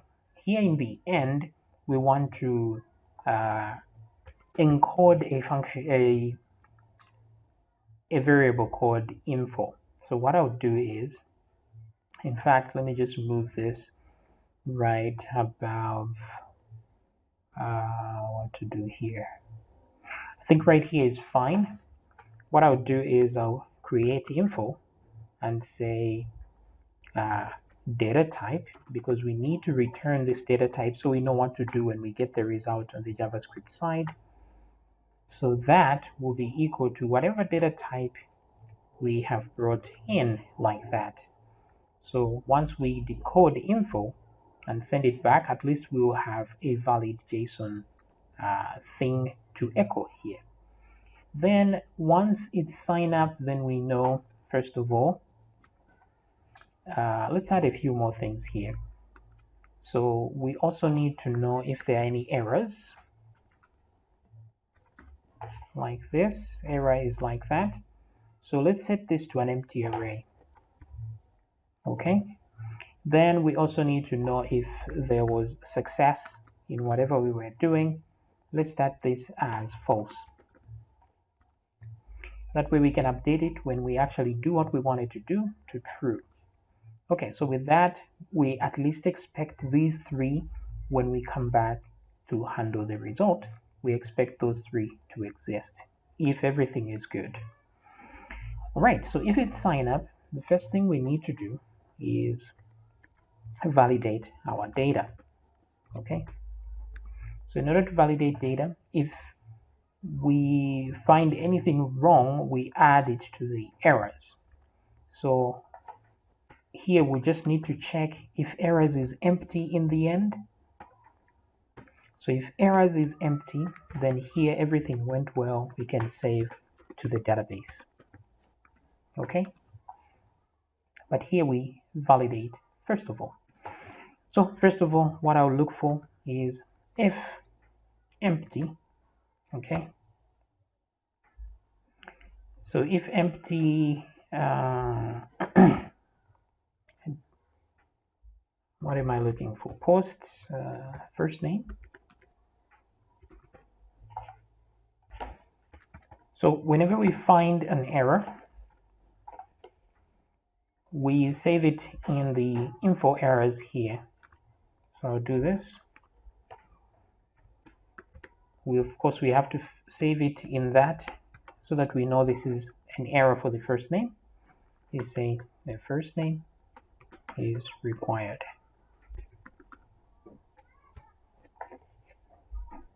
Like that. Okay. So we validate just like this. First name is required, last name is required, etc., etc. Now, if it's empty, or we can put another if statement if it's not empty, but something else is going on. So we can use preg match here. If not preg match, which means if it doesn't match what we want here. So let's create a pattern there, and the subject will be this very thing. Let me put this here.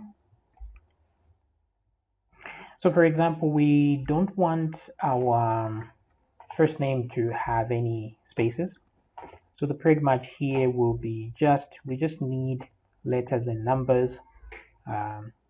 Now, if you're using different languages, normally you would just say A to Z, then A to Z, like that, without numbers, of course. Now, if you're using different languages, you can do this. You can say P, L, like that, I think. I have to put a slash there.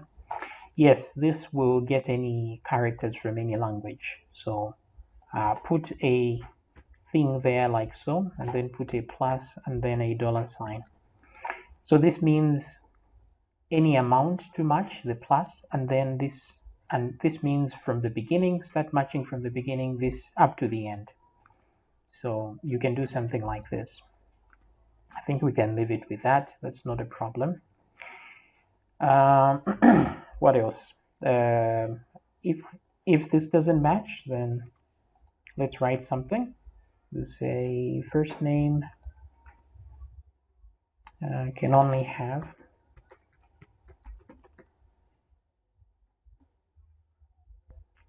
can't have special characters or spaces and numbers.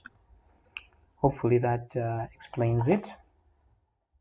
Okay, cool. Now, if we are saving here, then that's all good. Then eventually we're going to echo out. So when we save, we're going to have success, of course. Data type remains the same, but let's just change the success right here to true. Okay, great. Now, since we have this, let's validate, let's see, first name. Let me duplicate this a few times. This is last name now. So let me change that to last name. This one as well. And this one as well. Okay, then let's validate. Let's try to validate the email here. Here we'll say an email is required. Okay.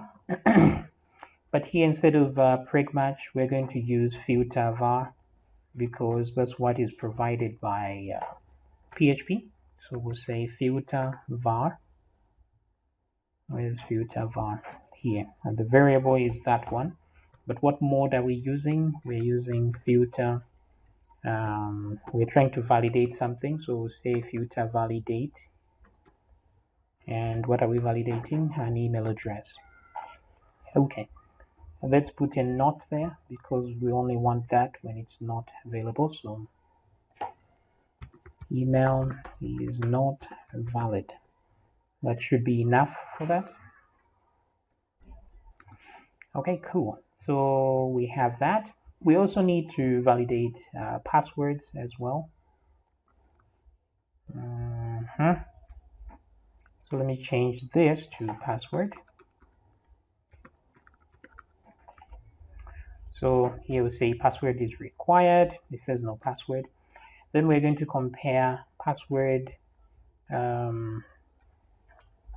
If not equal to retype password, then we have a problem.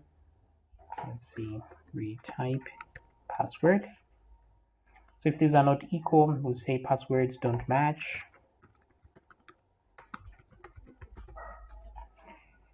Here we can put another else statement, Ctrl-Shift-D to duplicate, or Ctrl-D on some systems. Here we're going to say if the string length, which is how long the password is, if this is less than 8, then we have a problem because now we want password must be at least 8 characters long. All right, so all these are things we check for.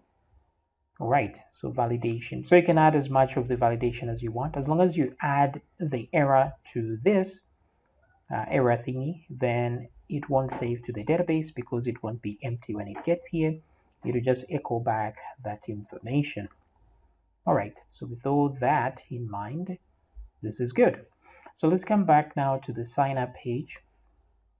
I'll leave the console.log for there just so I can see what's going on. Then here I'll say if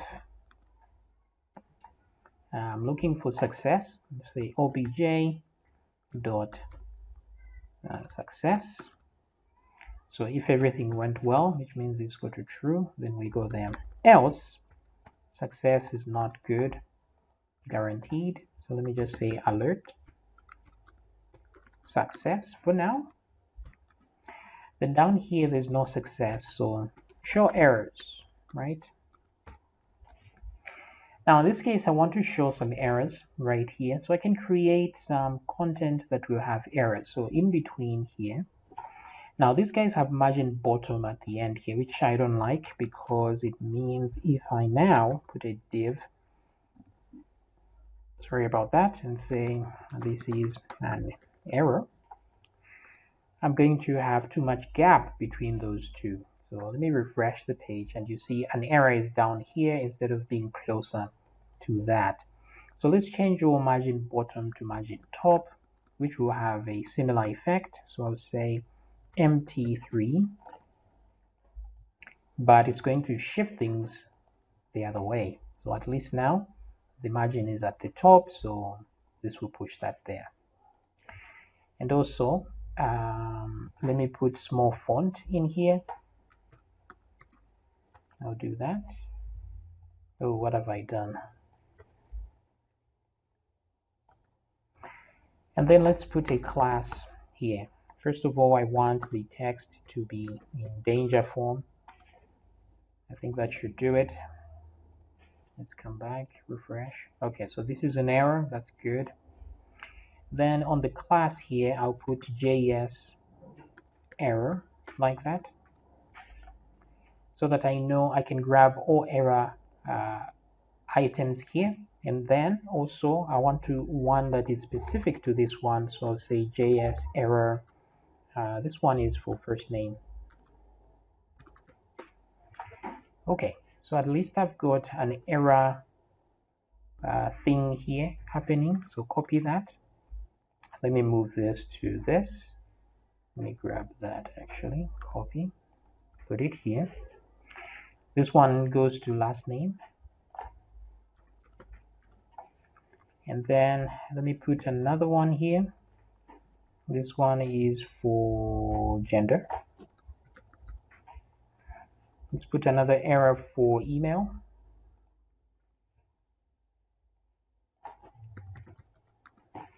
All right, let's try another one. Where is this? Password.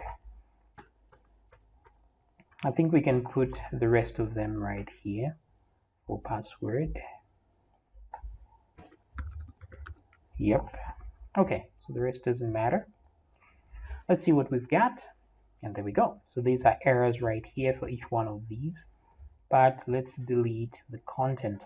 So I'll grab this. Delete. Okay, cool.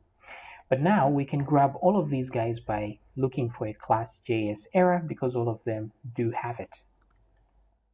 So let me copy this JS error. So we'll be expecting that here. So show errors. So what I'm going to do is say var, or we can just say let for better memory usage. What will we call these? Errors. Should we?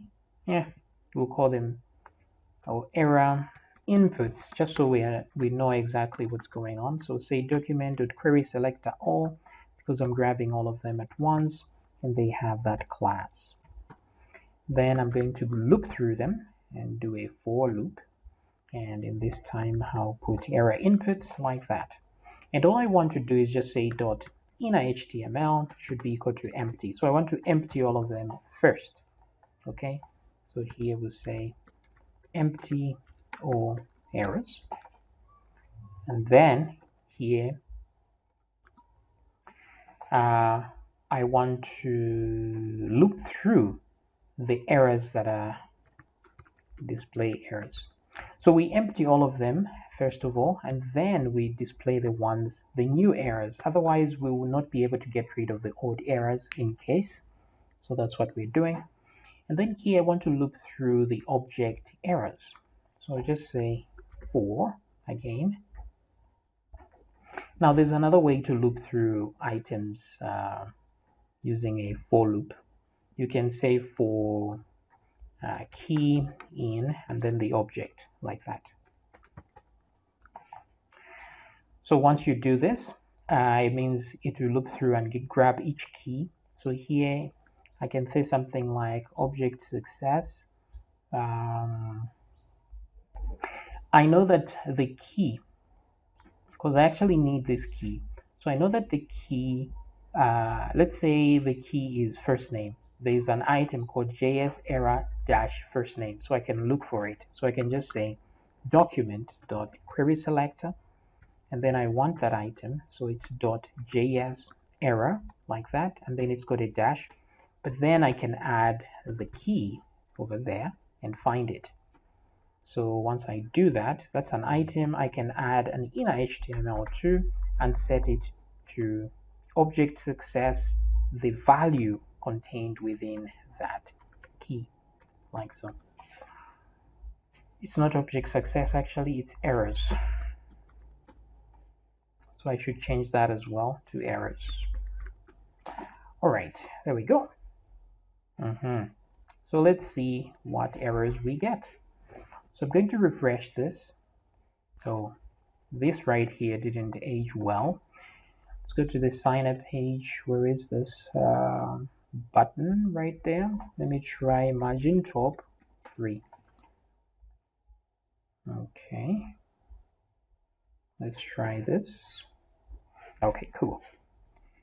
All right, let me close this. Let's try and see how many errors we get. So all of them, of course. How about gender? We didn't get an error in gender. Did we deal with gender here? No, we did not. So let's validate gender as well. So change that email to gender. Now gender is male or female. So if it's empty, let's just say a gender is required. I think that should be enough. You can also check if it's correct gender, male or female, instead of some other text. That's up to you. In that case, what you can do, you can use the not in array. Let me copy this to say in array, like this. The needle is what you're looking for, whatever gender was supplied. And then the haystack is the array that you are looking. So here I'll just say gender is not valid. Now we need to create this array which contains the genders. So we'll say genders is equal to, and then we'll say male, y, female. All right, so we have that array. We're just checking if the result exists in there, and that's about it. Okay, good. So let's try this again. Okay, now we have that error. I want this to be starting at 0 all the time. So back to sign up and send data. This one right here. So I want to grab both of these guys, copy, put them right here. We'll say set the prog bar. This is reset actually. So progress bar here, I'll just put 0% and 0%. Actually, yeah, let me just do that. But I needed this as well. Where is this? D none. Okay. Okay. I think this should do the trick. So let's refresh. Sign up. Why is it stuck there? That doesn't seem... Let's inspect and see what error we got. Percent is not defined. Did I get percent? Oh, sorry. Let me remove that.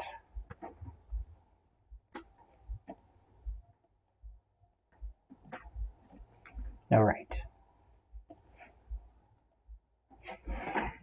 Okay, cool. Now let's try that. And there we go. Let me click it again. It flashes for a moment there. So I think that's good enough. So let's see if we provide a name.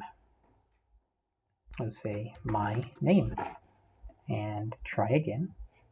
First name can't have special characters or numbers. Okay, so let's try John. Let's try that. Okay, so no more error.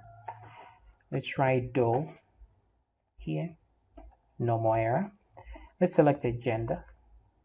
No more error. Let's select an email. No error. And then password. So let's put password itself. Let me try just something else. Passwords do not match. Okay, so everything seems to be working fine. It's just that on password here, these should be of type text. Password, sorry. So it's not visible. Same thing here. All right, great. Cool, but that will only show up later. So if I do this, we get that. Let me just write pass. These will match, of course, but then less than 8. So there we get the correct error. So password and then password. Now, if I click here, it will show me success. So everything went well. But let's see what we should do when we are successful. In this case, when we are successful, we should, where is this success? We'll say profile created successfully. Okay, and then we can reload or just go to a different window. We'll say window.location .href is equal to. Now we want to go to a specific page. In this case, it's the login.php. All right, cool. But for now, I don't want to do that. I want to keep testing things. So I'll mute that for a second. Go back to AJAX. And here we want to run a query. So I'll just create a function called db query that will just run whatever query we give it. So no problem. So here what I want is, now it's always good practice to use prepared statements. So we're going to try and do that. So first thing I need is to put in, let me create an array that will contain the objects that I want. So first is first name. This one is going to be equal to the post first name. But it's always a good idea to empty the array first. Okay, just in case. So here we go to last name. Let me duplicate this again and go to gender. Then we have password that we need to make. We also have to create a date. Now to create a date, we're going to use the date function and then put a format that we want things to look. Okay, so this is hour, second, minute, year, month, day. So make sure the capitalization is correct. This is capital and that. You can check out the php.net to see why I put those particular symbols by looking at the date function. Okay, so gender, first name, we missed email, so let's put email there. All right, cool. So everything seems fine. We have a date, we have gender. What else are we missing? First name, gender, email. Okay, so everything seems to be happening well. Yeah, so that's good. Now I just want to create a query in here. Now a query for inserting is simple. You say insert into the table name, which is going to be users, and then you put in your column names there, and then you put your values over here like this. Now since we're going to be using prepared statements, we want to put actual values here. We'll put those values as an array as part of the query running of it. So here I'm just going to do this, and we can put the array over there like so. So keep in mind we haven't created this function yet. I'm just assuming we have and using it accordingly. Alrighty then. So once we do this, let's put our columns there. So the first one is first name, last name, gender, what else? Password, date. Okay, so you can add as many columns as you want for more information, no problem. Then let's just grab all of these guys, put them exactly there. Just put a full colon after each of these guys like so. Now, when you do this, you're telling MySQL that this is, we're actually going to be using PDO to connect, which is PHP data objects. It's just a better method to connect to the database instead of using MySQLi. I like this method because it uses prepared. You can use prepared statements in a good way. So with this, when we put a full colon like this, we're telling it that we're going to replace these values with actual values, and it can find those values in the array. And whatever name I put here should be the key of the value that I put in that array, which is right about here. Okay, so just keep that in mind. Normally, you would put an actual variable here like this, which will be rendered together with a query, and then you wouldn't need to create an array like that to put the data in. But this is susceptible to SQL injection, so instead we're going to use prepared statements to avoid being hacked using SQL injection. Right, so once we are done with that, this should create our thing there. Now the thing is, this is a function here. Now I don't want to put functions right here, so instead we're going to create a functions page. So we just put a PHP tag there, save this as functions.php. Right, so in here, this is where we'll create our function db query. So let's create that function. Now in here, we can say, as you can see from this, we expect a query itself, and then we expect an array on this side. This is how we've structured it, so that's what we should give it. So come here, this will be a string of query, comma, and then we expect an array called, we're going to call it data. Let's set it to an empty array to start with. That way it's optional. So you don't have to write these. It's just good practice, because if you put something else here, it will give you an error and tell you you were supposed to put a string here because we are expecting a string. So it's just a better way of coding to make sure you reduce the number of mistakes that you're making. So, all right. So the first thing we need to do is make a connection. So we're going to say con is equal to new PDO. Okay, so let's assume the connection has been created. What do we do now? We make a prepared statement. So I'm going to call it statement is equal to connection prepare. So let's prepare that statement. What are we preparing? It's the query. So we're telling it, okay, prepare that query. And then the next thing we need to do is say statement is equal to. Actually, first of all, we check if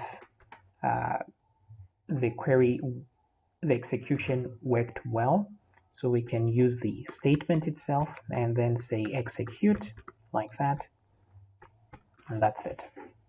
So it's just like this, actually, like that. Okay. So we make a statement using the connection, and then we use the statement to execute. This is as simple as it is to execute a query, just that.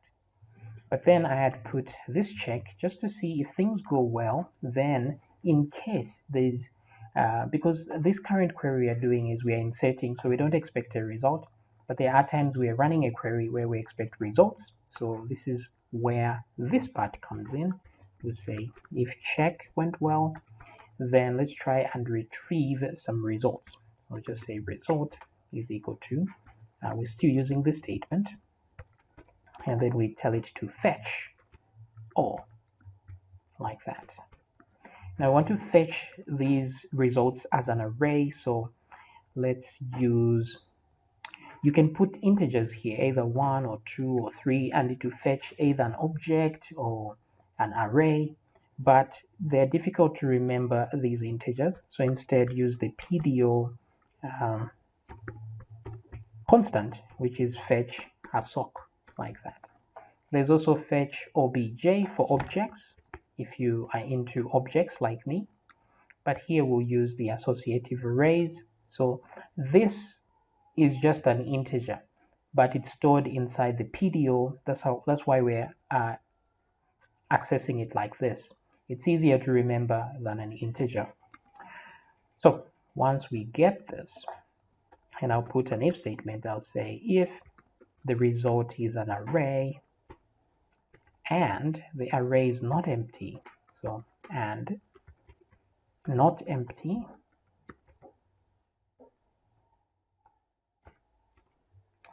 okay, so if it's not empty and it's an array, then let's return that result. All right, great. But we haven't made a connection yet. So what we'll do is we'll have a string for that connection. Then we'll put things like the username and password. So our username is root. Let's put another comma for the password. The password is empty. But then let's create a connection string. The string will have, first of all, MySQL. That's the driver. Full colon there, not semicolon, full colon. And then you say host name is equal to localhost. Then put a semicolon this time, db name is equal to, and then you put your database name. So my database name here should be, we're going to call it profile_db. So it doesn't really exist yet. So if we try to run any of this, we're going to get an error saying database not found or something like that. So for now, we can actually test this. Let me go and inspect the console so that I know what I'm getting. Okay. Let me clear it and let me try to save. So you see we get a fatal error which says code to undefined function db query. Okay. So fatal error means it couldn't continue. There was an recoverable error because it couldn't find a function. So let's go to AJAX. We can fix this by including the file here. So let's say, instead of include, let's say require, so that if things don't happen, it doesn't continue. If it can't find the file, that is. So say require and say functions.php. Okay, good. So let's try this again. Clear everything and try to sign up. We still get a fatal error. It's saying PDO exception, which says unknown database profile DB. So it couldn't find the database, which is understood. Okay. So let's create that database, shall we? So I'm going to go to PHP my admin. So if you installed your XAMPP properly and you started, you said in Apache, you said in the control panel, you started Apache and MySQL, you should be able to go to localhost/phpMyAdmin in your browser and you'll get to this page. Then you can click on new to create a new database and give it a name. So we want to call it profile_db and then create that. Now that we have the database, the problem will be the table does not exist. So let's try and sign up again. And we get another fatal error. It says you have an error in your SQL syntax. Do I now? Okay, so here it's saying near full colon there. So I'm guessing when it says there's an error in your syntax near this part, it means starting from that part right there, there's a problem. So it's the full colon, I guess, which it does not understand. So let's come down here. Let's see. So starting here, there's an error. So usually the reason it does that is if you do not provide an array on the other side. Now we did provide the array here, but if we go to our functions, we didn't actually use this data anywhere. So we are supposed to put it in the execution here. That way, if there are any items there, it will use them. So if you put those dots, you're telling it that you're going to supply an array that contains the actual values. If you don't, it can ignore this, and it will be an empty array anyway. So this should solve the problem. So let's clear that out and click sign up again. Now we have another error. So it says invalid parameter number. So it's saying, excuse me, number of bound variables does not match the number of tokens. So what this is saying is that, I have something on my throat. What it's saying is that the values I've put here, these variables, are more or less than the values in the array that I've given here. So let's compare, shall we? So we do have first name, last name, that's good. This gender, okay, so we missed email, and that's why. So I'm just going to put, you can put these in any order as long as the order here is the same as the order there. So let's just put email at the end. Okay, don't forget the full colon. This should solve the problem. So clear that and let's try again. So we have another error. It's saying best table or view not found. That's profiledb.users.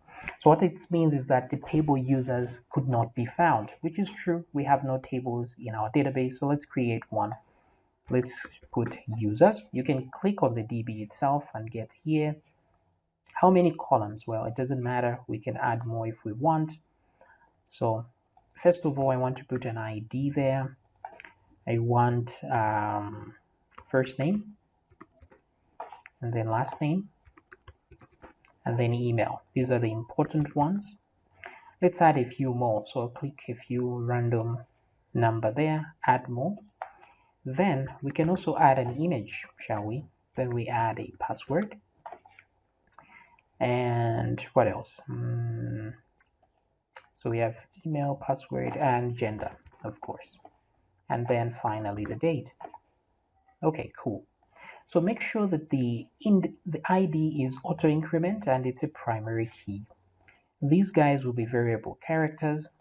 Look at the limit you can put there, maybe 30 characters for each name. Email, let's put 100. Don't forget to make it variable character. Image, variable character as well. We'll put the path of the image. So let's put 1024, or you can put 255 characters, that's fine. Password, put 255. Make sure it's variable character. Gender, variable character as well. The highest is female, so that's 6 characters. So let's put 6 there. Then here on the date, we put date time. No need to put a length. It knows, just like no need for int, it knows. All right, then look at those values that when you first create the row are going to be empty or could be empty. So like image, for example, when we are signing up, we don't put an image. So make sure you tick the no right here. So no, to say it can accept empty values. Otherwise, it won't be able to save. The rest are required, like password, gender, and date. First name and last name, those are required. So let's leave them be, and then let's hit save. So now we've created one table. Then you look for those columns that you're going to use to search or to read. For example, the ID, we can read the user by ID, so that's cool. But sometimes we may want to read a user by their first name, as in the search. So let's add an index there. Last name, we may need that as well. So let's add an index. We will need to read by email because when we're signing up, we need the email, right? We won't read by password at all, or image. Maybe gender. You may want to know, sort by date. So let's add an index. If you want to sort by gender, you can also add an index, but not in this case. So now we have a table, but no records there. So let's try this out. If everything goes well, things should work out, right? So let me do that, and let's try and sign up. So it says success, which is nice. Then maybe it can redirect, but it's not redirecting. So that's because we queued the redirect code here. So let's loosen that up. Go to the login page now, and we are ready to log in. Now let's click in the database and see if we have a record, and yes, we do. But look at the password. It says male, which is not right, just like gender. So where did I make a mistake? So let's come back to our function. No, not the function, the AJAX. So password has gender there, which is not right. Let's put password. And also let's encrypt the password because we want safety, of course. So there's a function called password hash, which we're going to use. So you put your string there, which is the one that the user has supplied. And let's put that string there. Bam. You leave that as intended. It's a constant to tell it which algorithm to use. It will just use whichever one it wants. Okay, good. So with that, we can delete the old record. We can just click delete here, but I want the ID to remain 1, so I'm going to go to operations and truncate the table, which means empty the table. So with this in mind, we can go back to the sign up page. Let's try again, right? Say John Doe, male, email, password, and password here. And then let's sign up. Okay, profile created successfully, great. Now we're in the login page, cool. If we come back to browse, you see that we have all that and the password is encrypted. Very nice. So now we deal with the login page, okay? Okay, so every time we have a functionality to do here, we're going to put an if statement and then put the code that is required there. Now, as you can imagine, if we have a lot of functionality to do, this code is going to get very congested. So a good thing to do is to separate the code into smaller files. So I'm just going to drag everything out of here, maybe up to there, and just cut this, right? So let's cut all of this. And then I would just say require, let's require a file. And we're going to call it, we're going to put this inside a folder. Maybe we'll call it the includes folder. And then put slash, and let's say sign up, okay, .php. And let's save that. Now let's create a folder, a new folder, includes. And then within it, I'm going to right click new file, put some PHP tags, paste and save. So this one will be signup.php, save. Now the thing is, for security reasons, let me open this. So if I come to this profile page and just type slash includes like this, it's going to open up a folder to show me what files are here, and I may just be able to download these files. So this is going to be true whether I'm using an online server or not. So to prevent this, we can put an index file in here. It can be index.html or index.php, because naturally any server, when you open a folder, it will look for an index file. If it finds it, it's going to load that file.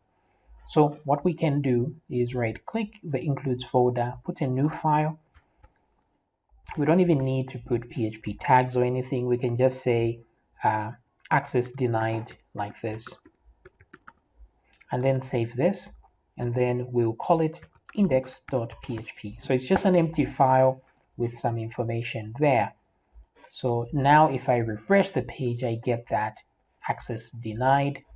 So I can't see what the contents of the folder are. So every folder that you make, that is part of the public folder should have at least an index.php or index.html file. Better to use index.html just in case, but index.php will do just fine as well. So I can rename this. Let's go to include. I can rename this, say index.html, and it will do exactly the same thing. So if I come back and go forward where I've gone, I still get access denied. All right, pretty cool. Now that we have that, let me close that. So all the code is here now in the signup.php page. Let me save that in the includes folder. Now, since we have signup.php here, you may want to rename this to signup include -include or whatever it is, but this is fine for now. Okay, or you can rename it as signup controller or something. So once we have that here, it means we can put an else statement here, like so. And then let's copy this guy and put him there. So this one is for the login page. So login page, like so. Okay, cool. Then we're going to require a page very similar to the sign up page right here, but let's change it to login. So things will just get easier from here because we already have the basics done. Now we're just doing everything else. So let me copy everything from here, right click, new file, paste, save. I'll save this one as login.php. Right, so in this case, we don't need to actually validate any information. So let's remove all the validations because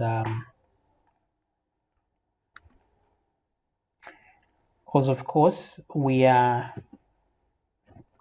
just reading data here. So what I want us to do in this case is just read. Try to get the user role from what the user has provided. So I will grab all of this.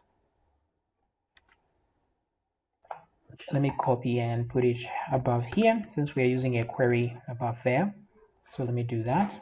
So this is the login PHP page in the includes.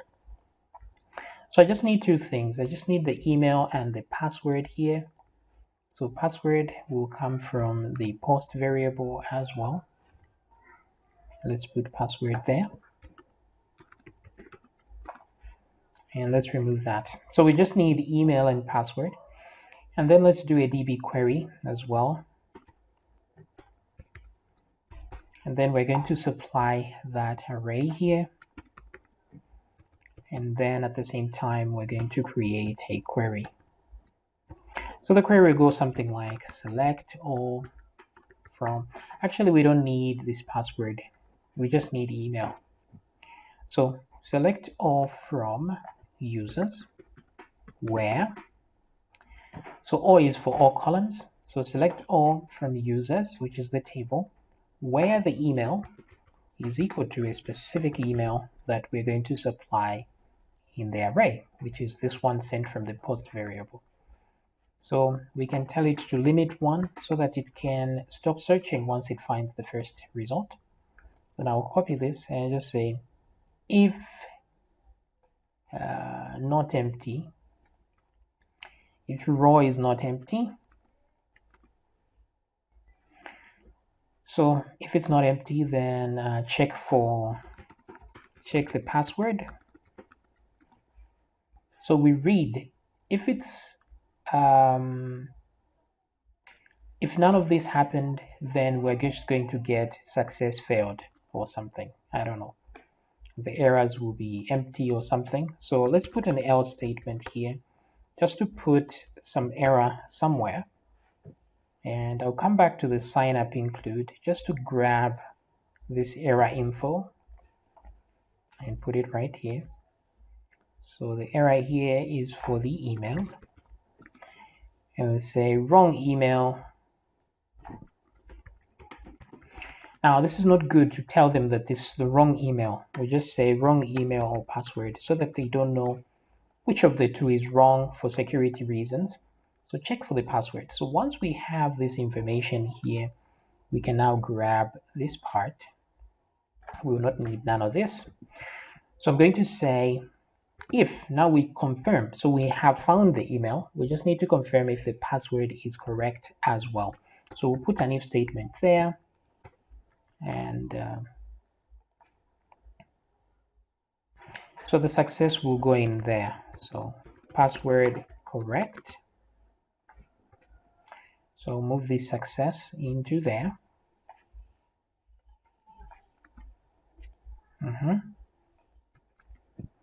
Okay, so at this point, we used password hash, and its sister function is password verify. So here to ask you for the actual password and then the hash. So the hash is the password that was already hashed. So I forget these arrays. So we're going to get a result from the row. Now this is going to be, row is not going to be an object, it's going to be an array of arrays, right? So what we need to do is to get the first result is we say row is equal to row 0, like that, because it's going to be an array of rows. So we just want to get the first row from there, set it to row again. So here I can do password, that's from the database, and then this should be from the user. So let's put password there. So password verify will check to make sure they correspond, and if it's true, success will be true. Okay, so from here we are good. Success true, otherwise we get that error. Now also there's another else statement here which we can add. If the password wasn't right, let's put another else statement which is same wrong email or password. Okay, very cool. Then let's go back now to our login page itself, and we want to add these error thingies here. So I'm just going to grab one of these. Let me move it closer. So I just want this to be right, maybe right at the top here. Okay. And let me add a class of my margin y1 or something. And then we have name, email, we have password. That's cool. What else do we need here? Come back to the sign up. Oh yeah, now I need my actions thingy. So I'll grab this script, come back to the login, put that script here. Okay, so my action, collect data. So we need to collect the data from the form, which we are doing here. Let's come back to the sign up. Let's see how we did it here. We set an on submit. So I'll do exactly that. So back here, login, on submit. Let's change that to login so it knows to go to the login side instead. So we collect data. We don't have a form select, but we just leave it there to collect just in case we do in future. And everything else should be, oh, we need a progress bar as well. So we'll copy that from the sign up. I'll grab this right above the button. Alrighty then, so let me refresh this. Now if I try to log in, so it's working, but it needs I think margin Y3 there. Okay, so let me check what error I got. So I'll come back to the console. It says unexpected token on line 15 in ajax.php. So syntax error. So syntax errors are very simple to handle. So let's go to line 15, which is this one. There's an unexpected token somewhere. Where? There's else if, blah, blah. Okay, this doesn't look like... What does it say? Unexpected token, closing bracket, okay? On line 15. Oh, this one here. Else. Oh, that's because I'm missing a semicolon there. All right, so simple issues there. Let's try this again. Let me log in. Okay. Wrong button. I was supposed to click inspect. Okay, so another one, syntax error, unexpected on line 20. Okay, so there's no semicolon there as well. Let's try one more time. Okay, so wrong email and or password. Good. So let's try this email. Email, login, nothing. Same thing. Okay. So if things do succeed, we need a plan. So here we will go to the handle result function. We'll go to the index.php page. Once things, instead of profile, here we'll just say login successful.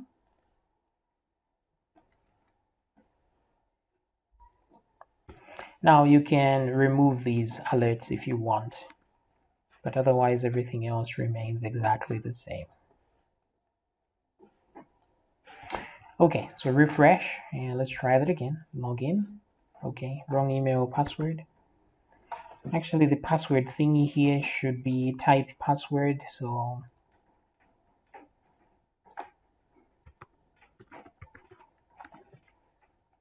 let's try this again.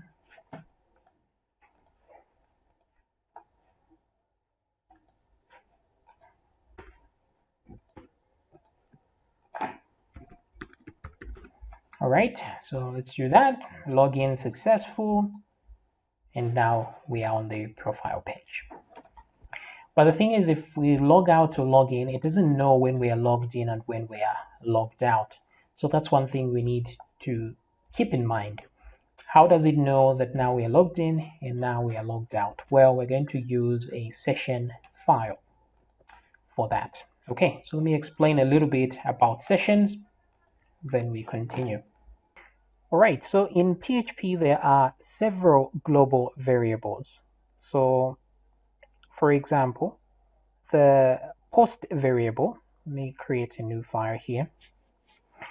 So, the one we used in the AJAX here, this post super global is the variable that all the post variables are put in. So whenever we post something, we will find it here from a form. Now there's also a get variable at the same time. So there's post like this. These are the important ones. And then there's the get variable. And then there's the cookie variable. All right. And then we have the files variable. But we also have one more called session. We also have server. So there are quite a bit of these. These are all super globals that come with PHP. Now, session is a bit special because it transcends actual files. So a global variable is a variable that is available in any scope. So for example, if I go to the functions page here, so if I create a variable inside this function, I cannot access that variable outside the function.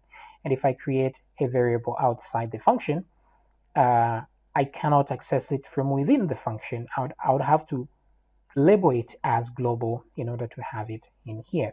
So which means there's a limited scope for every variable that you declare. If you declare it outside a function, it cannot be inside. The scope ends there. It's in the global scope. Here it's in the local scope for the function. However, all these are super globals, which means they're available anywhere. So it could be within a function, outside a function. It doesn't matter. These guys are always there.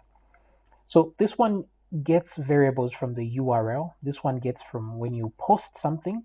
And this one is what you save in your browser as a cookie so that you can remember the user even if they log in a month later or something like that. You can save some data in the cookie. As long as they don't delete their cookies, you can still recognize them. The files one is what you get when you send files. We're going to use this when posting images. So whenever you post files or images or audio, as long as it's a file that you're posting in a form, it's going to go in here. It won't be in the post variable. It will be in the files. And then there's server that contains information about the current server that you're using. So you can always just print this variable to see what it has. But then there's session. Now session is special because session is a variable that is available in every single page. So for example, if you get post and then add something like name, and then you set this to a specific value, right? Name is equal to John, like this. You can do this actually and save it in the post variable. Now, even though you do this, if you refresh the page, this variable is gone. It's no longer there. Same with the get.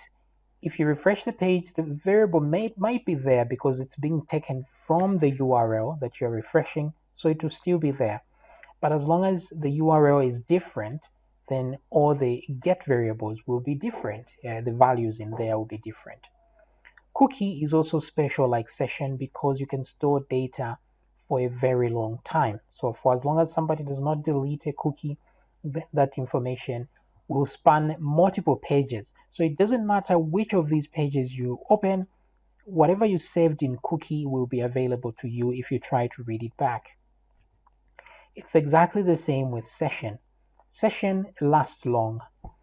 So for as long as the browser is still open, regardless what page you are loading, whatever you set in your session will remain as that value. So this is very useful to move information between pages like that. So we're going to see how to use session to know if a user is logged in. So this is perfect. Just like cookie, you can use that as well, but session is meant for that. So let's use that instead. So I'm just going to copy that and close this. So what we'll do is we'll go to our functions thingy here and create a new function. So we're going to call this function check login. You can call this function anything you want. It's just for us to check if a user is logged in or not. So how do we know if a user is logged in? We're going to check the session because that's where we'll store the information that a user is logged in. So here I'm just going to call this one the location user, or you can call it anything you want. You can say profile. It doesn't really matter. It's entirely up to you. So here we can check if this value is set, then the user is logged in. So let's do this and just say if not empty, right? Let's do an if statement here and put empty there. Okay. So if this is not empty, so too many brackets here. Okay. So if this is not empty, then let's return true. Okay. Otherwise, let's return false. All right. So return exits the function. So if we find that this is true, we're going to return true, and it will never get here. But if this didn't match, then we'll be forced to return false. Okay, now since we are returning a boolean, true or false, which is a boolean, you can tell your function that the return value should always be a boolean, so that if it's not, then it will throw an error. That way you will know exactly where the error came from. All right, so that's it. This is how we check if somebody is logged in. Now, if they are not, then we can redirect them to another page, right? So we can recreate a redirect, because to redirect is a bit cumbersome to type. So let's create a function to redirect. We're just going to call it redirect like this, right? And it doesn't return anything, so you can write void to not return anything. And here when we say redirect, we can look for a path to the redirection. Okay, so path, great. So what we would do is, to redirect a page, you change the headers. So you set the header to a specific location and you say location of this header is equal to, and then we can put a page like, for example, index.php like that, right? And then we must put the die to make sure that if we don't redirect for some reason, we exit the script there, we don't load the actual page. So instead of putting that there, we can just grab path here, copy, and then we can put it right there like so. And let me put this inside brackets so that it evaluates first, and then we can connect all that together. Okay, cool. So location, whatever path we give it, redirect, and then die. Very nice. So what we'll do now is, since this returns true or false, we can check to see if a user is logged in. So let's go to the index page here. So right at the top there, we can put some PHP tags and put some PHP. And what I'll do is I'll just say check login, right? Like this. So I'll put an if statement because this just returns true or false. So I'll do this. I'll say if, in fact, instead of check login, for it to make sense, we can just say is logged in.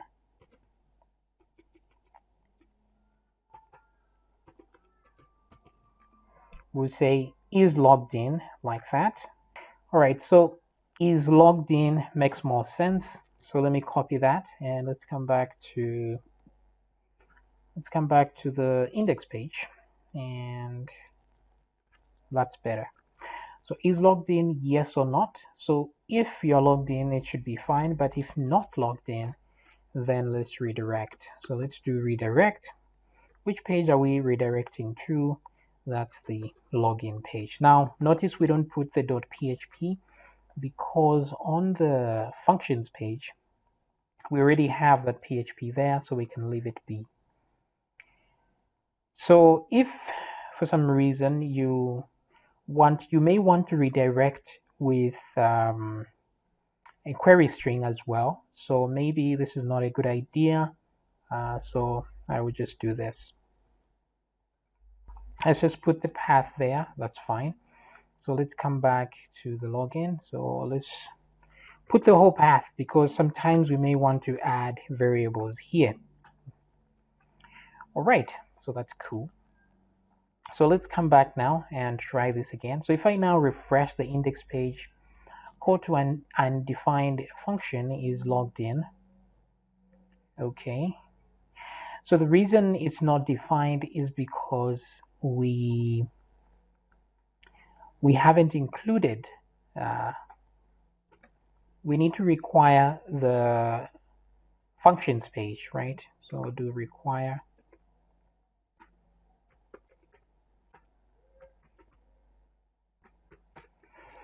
Okay, so we need that page there. Let me refresh, and there we go. So it has taken me to the login page. So if I go back to the index page, you see it takes me back to the login page. So same thing, let's try profile edit. This one works just fine, but we need to be logged in as well. So I'm just going to copy everything here, go to profile edit, and then we need to be logged in here as well. So I'll paste that. And now if I refresh, I'm taken to the login page.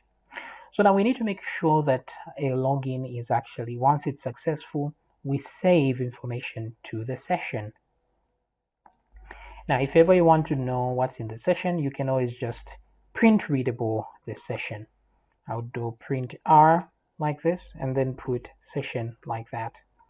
Then you'll always be able to see what's in there. Now I have variables from different sessions here. So wait, where's the index page?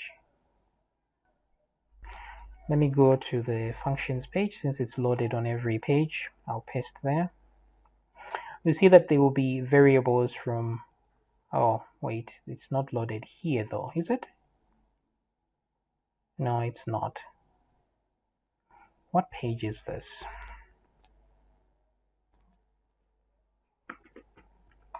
Let me put die there so that it stops in its tracks. So undefined global variable session, it doesn't know what this is. Now the reason it doesn't is because for you to use session, you have to start the session.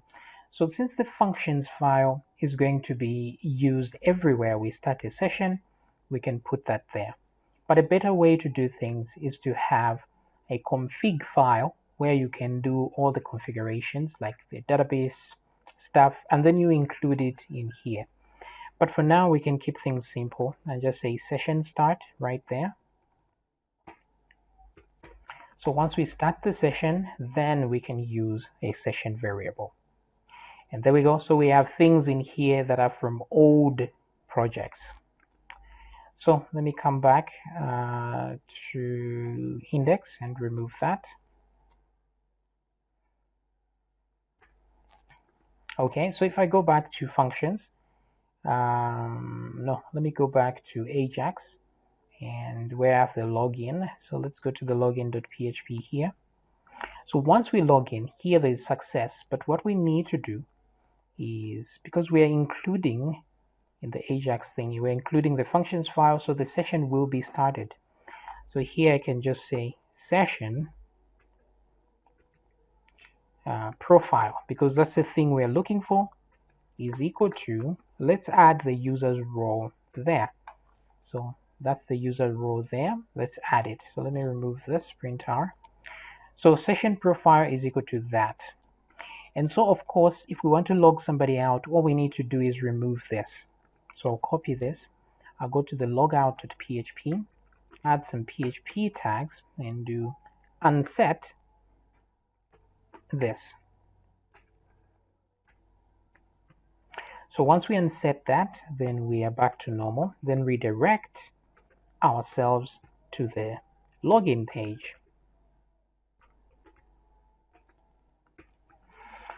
All right, so once we unset, now if these don't work for some reason, use session destroy like this. I don't normally use this because it removes all session variables, including maybe if the user had added some stuff to the cart, they will disappear as well when they log out, which may not be desirable. It depends what you want, but we'll leave it there. So there we are. Now if I refresh the page, I go to my login page. Let's try and log in once again. Let's do password here and then log in. Login successful, great. Now we are being allowed to view the profile, which is nice. And if I click logout, okay, so trying to destroy an initialized session. Now, so it's telling me the session is not started yet, so why am I trying to destroy it? So I can just do session start here. Where is session start? And then destroy it just after starting it. So let's try this again. Call to undefined function redirect. So instead of starting the session, I guess the best way is to just require the functions file, which has session start in it. So like this, whoops. Okay, good. So let's try that again. Okay, so now if I try to go back to the home page, I can't. So back again, login. Login successful. And here we are. If I log out, I'm logged out. So I can't go back to the home page. So it's working. This is how it knows whether you are logged in or not. Simple as that. Okay, cool. Now all we need to do is actually read actual user information to put here. So what I'll do is what to do here, what to do. Logout is working, edit is working, back. Okay, so all we need is to read actual information. Now we expect that on the because this is my profile, but if I want to view somebody else's profile, I'll have to put their ID over here. So it will be something like index.php and then a question mark for a query, and then say ID is equal to maybe 4, something like this. So then it means I want to view the profile of a user with ID number 4. So we will look for the ID, but if it's not there, then we're going to assume the user that's logged in, that's the one we want to view here. So if that ID is not there, so what we will do is put an if statement. So let's go to the index page right here. So we want to read the information while we're still here and then display it when we get down there. So first of all, let's grab the ID. So to grab the ID, we will check if it's available in the get variable. So here, for example, I want to say print r so that we can just see what's in the get superglobal for now. So if I come back here, you see that the superglobal has ID is equal to 4, which we've added here. Now, if we want to add more, we can just put the and %, and then put another variable like, I don't know, maybe name is equal to John, and then we have it there. So we have an array now with more items. We can keep adding and then putting a key and a value like that. Okay, so all we need to do is to check if the ID exists. If it doesn't, then assume the logged in user is the one we want to view. All right, so what we'll do here is let's set the ID to this. So we're going to say ID is equal to, then we look for the ID in the get, but it's possible it might not exist. So let's put double question mark like this. So this question mark just means, this double question mark just means if this is not set or it doesn't exist, then whatever value we put here will be replaced instead. So instead, we're just going to search in the session profile, right, which is where the logged in user's information is, and then get the ID from there. Okay, so this way we know this is prioritized, the get, but if it's not there, then we use the current logged in user. So since we have an ID now, we can then read a row from there. Just say row and say DB query. So we'll say select all from users where the ID is equal to this ID and limit 1 because we just want one item. Then here we can create an array inline right there. Just say ID key value pair ID like so. So this is an array we've created on the fly. Okay, so if things go well, this will return row true, but if it doesn't, oh wait a minute, let's go to the functions page, the DB query. Here it returns that. Now if things didn't go well, it should return false. That way we know things didn't go well. So come back to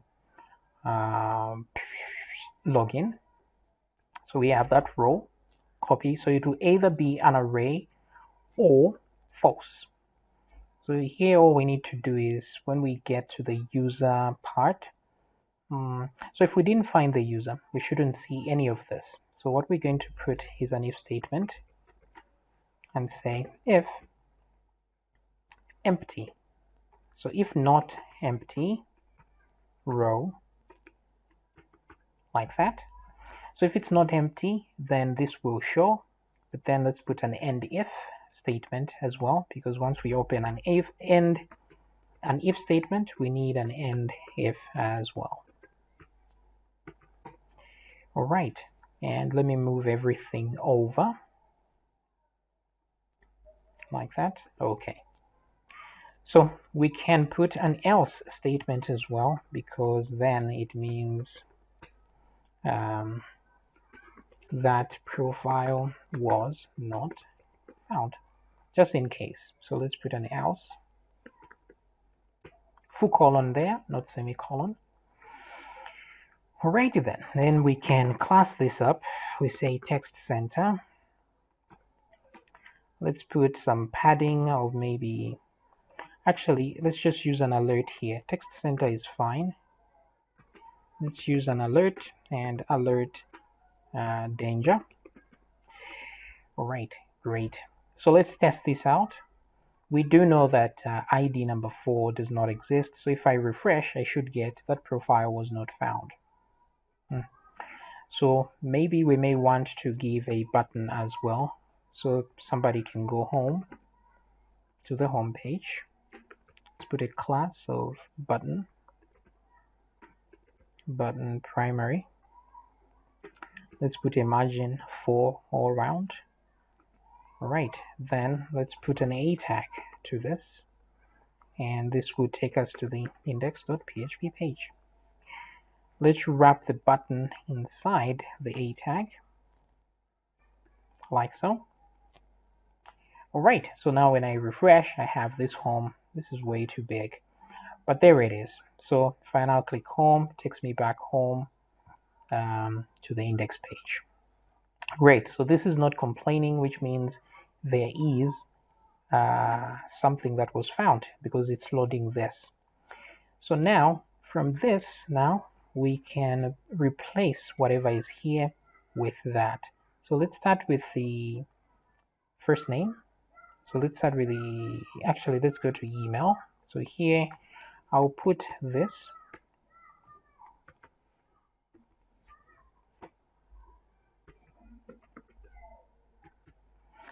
Alright, so what I'm doing here, I'm echoing out the text.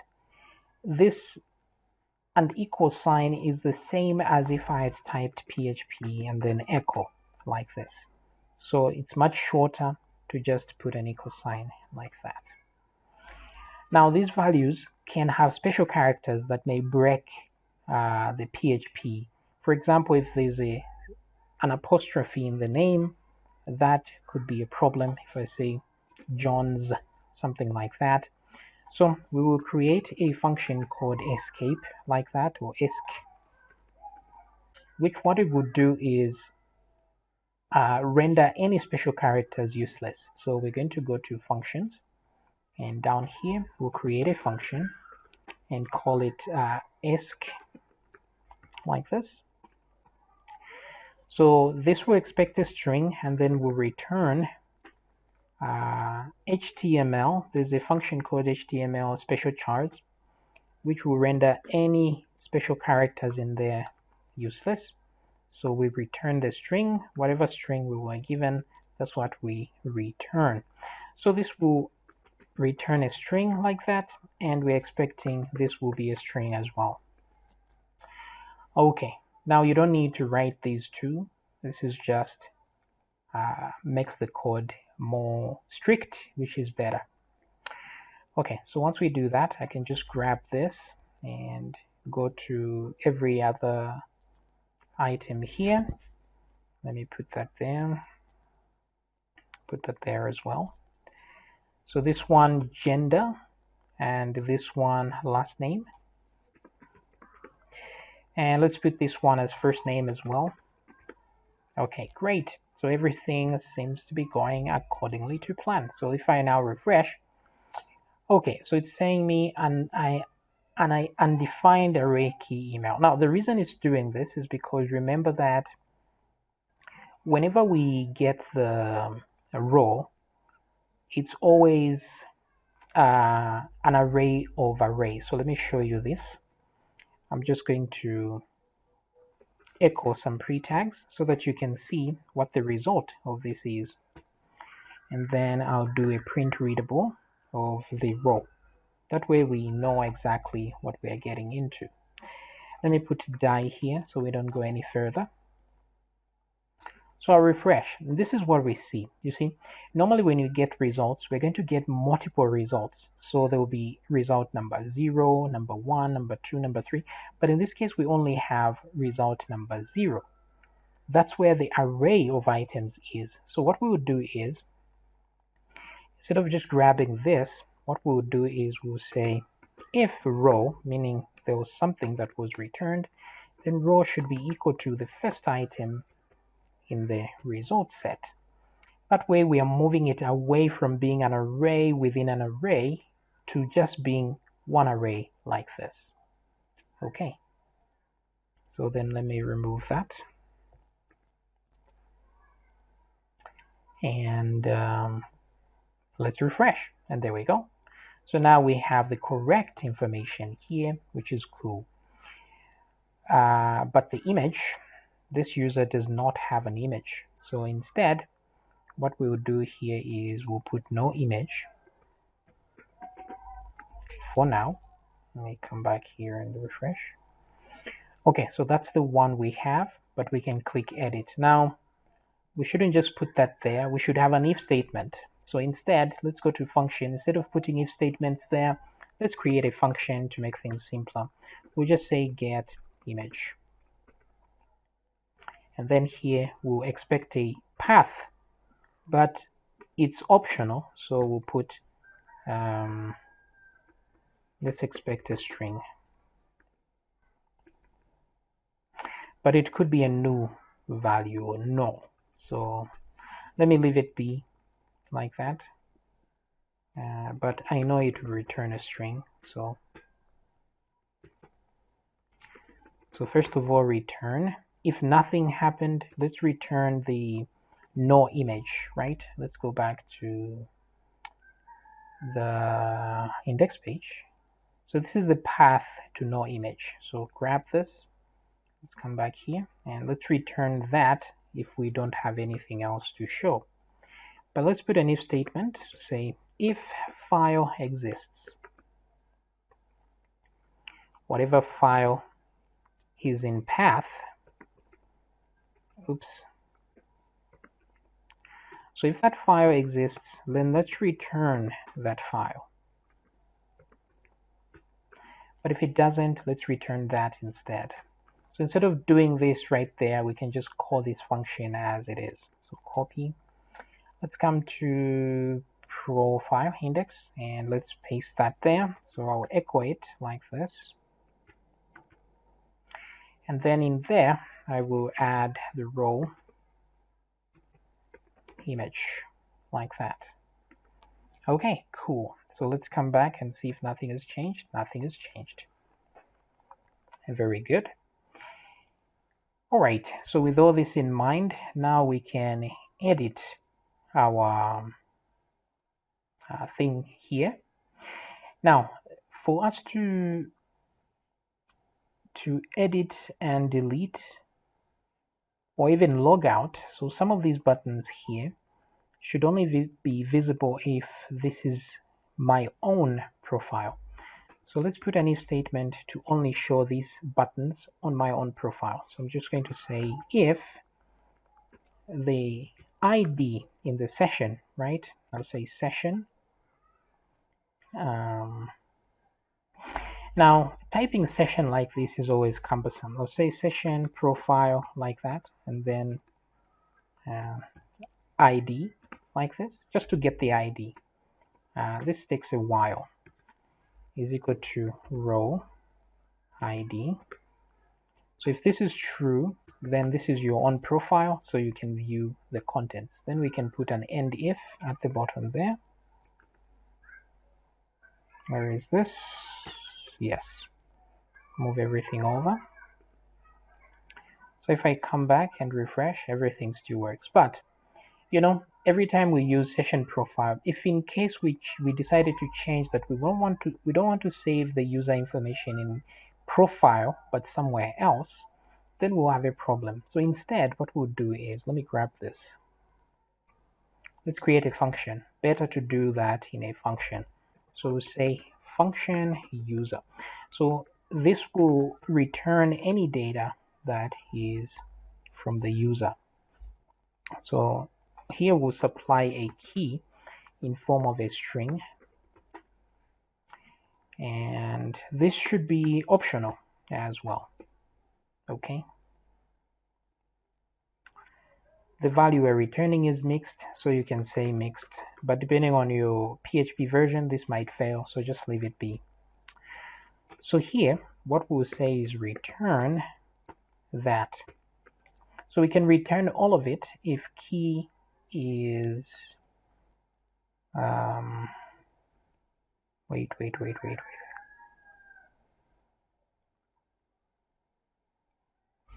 We can say if, let's say, is logged in, right? Let's check using the is logged in function. So if we are logged in, let's return, we also need to check if a key exists. So if not empty, whatever that is, and then the key that the user is trying to return, let's return it with that particular key, like so. So let's say, for example, I want the ID. Instead, I'll just type user like this, and then put ID in there, like so. Much easier to get, right? Instead of having to type profile and then the key itself. And then if we are not logged in, then we can't return this though. So if, yeah, this is all we do, I guess. If not, let's return maybe just false, like that, if it does not exist. Okay, cool. So what I'll do is come back to index, and this whole thing can be replaced by user, like that. So if user, that's the logged in user, is equal to the row, the ID. So if the ID of the user and the ID of this profile are the same, it means it's the same person, so they can see these. All right. So this is all about the profile. So let's go to the edit side and fix things there as well. So if I click edit, I expect to see exactly the same thing. So I'm going to grab the stuff that are at the top and then go to profile edit, move it here, and let's put that right here. All right, good. So we grab an ID, read, and then return that. So if things were not found, we will use the same if statement. So I'll grab this, go back there, and profile edit. I'll do that, and let's come back here as well. So also this profile not found thing, just in case. So form, I'll put it right at the end of the form. Okay, like this. So let's try this out, refresh. It's still working, but if we had an ID that does not exist, it says that profile is not found, but it's still showing these things here, so which is not nice. So what I want to do is move the whole question mark to the top there. So I will move this to there.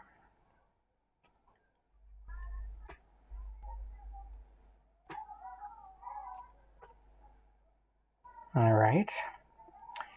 This div ends about here, so let's put the else statement in line with that. All right. Then let me move all this like so. Okay, great. So let's come back and let's see that. That profile was not found. Let's go back home, edit, it's here. Now let's fill up the information here as we did on the other side. So we don't need the escape, but we don't need to escape the contents here. But wait. So there's an input here. All we need to do is put values on these inputs. So say value, paste. Okay, so I'll remove the escape and also the closing bracket of those escapes.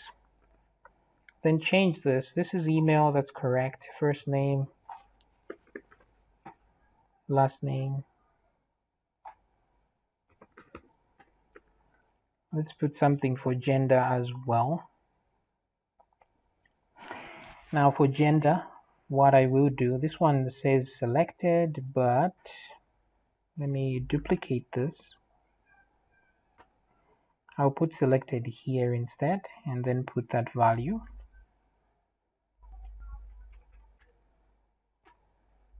This one is gender. The value itself must Oh wait, there's a missing bracket here. Okay.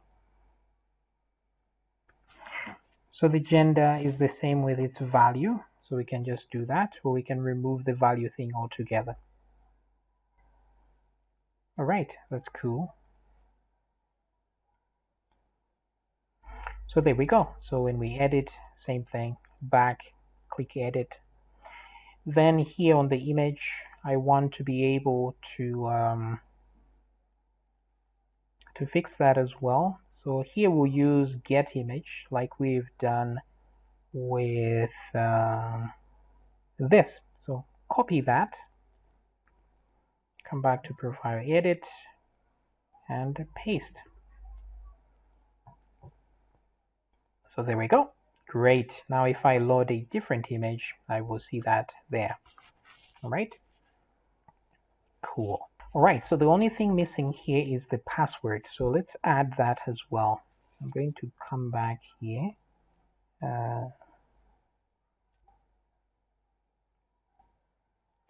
So what I would do is I'll duplicate this table row, copy, come down here.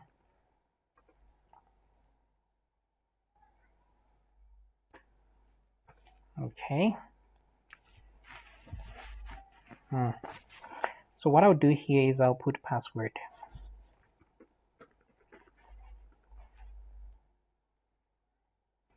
And here as well.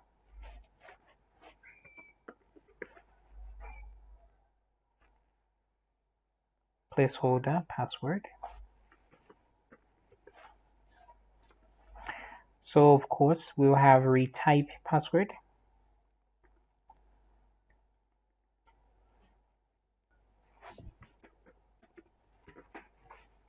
And person square will change to key. Just that this one will have key fill. And then this one is retype password. Same here. But the placeholder will have retype. Now the password on the placeholder we'll put in brackets and say something like leave empty to keep old password. So if they don't supply a password, then we assume that they don't want to change it. So let's refresh. There we go. So here it's showing, oh, actually, we shouldn't actually show a value here. So let me remove this. We should just leave them empty like that. Okay, so password, leave empty to keep old password. Retype password if you do. Okay, very nice. So now I can browse around and add that image that was here initially, which is, where is that image? Oh no, oh there it is. Okay, so there we go. So now when we save, things have to happen exactly like they happened on the sign up page. So what we would do is, let's copy things from the sign up. Okay, we have our errors here. So let me grab those errors. Let's go back to profile edit. And we have, wait a minute. So inside this table row, that's where I want to put my error. So I'll just grab this. And then click end, and then press enter, and then paste. Okay. I'll do the same thing on this one as well. Paste. Change this to gender. Let's change this. This is on password, so this is correct. These are for the errors. So last name. Let's try first name. And let's try email here. Okay, so now we have our errors all set up. Then we can copy everything from the sign up my action script. So let's grab everything, copy. Let's go to profile edit. Down at the end, there's a script tag here. no worries, we can paste our own down here. Even though they're in different script tags, they're in the same scope, so don't worry about that. So we can even remove this, same thing. Okay, let's remove this console.log.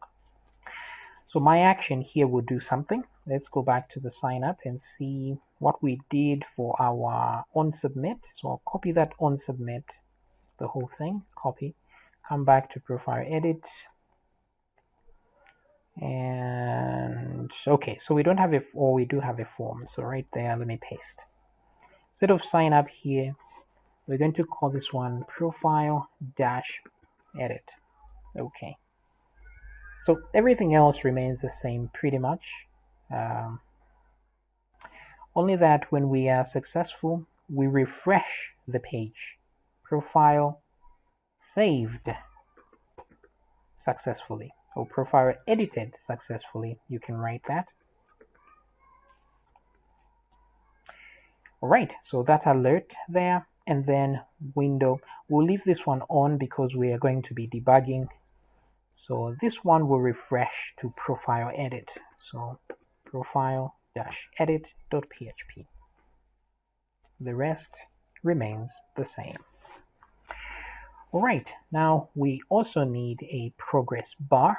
So maybe right after the table. Yeah, right above here. So let me close that gap. Let's come back to the sign up page and grab the progress bar. We'll need that. Come back here. Right on top of these guys. So I'll put that progress bar here. It's got margin top 3. So let me put margin Y so that even the bottom as well. Okay, so I'll refresh. And let's try to save. Now, if I try to save, I will see that thing there going on, but there will be errors.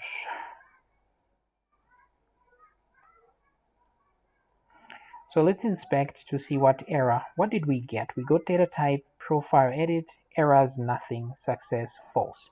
So there was no success here, and there were no errors. All right, so let's go back to the AJAX. And let's duplicate the sign up section here. So I'm just going to grab this, duplicate,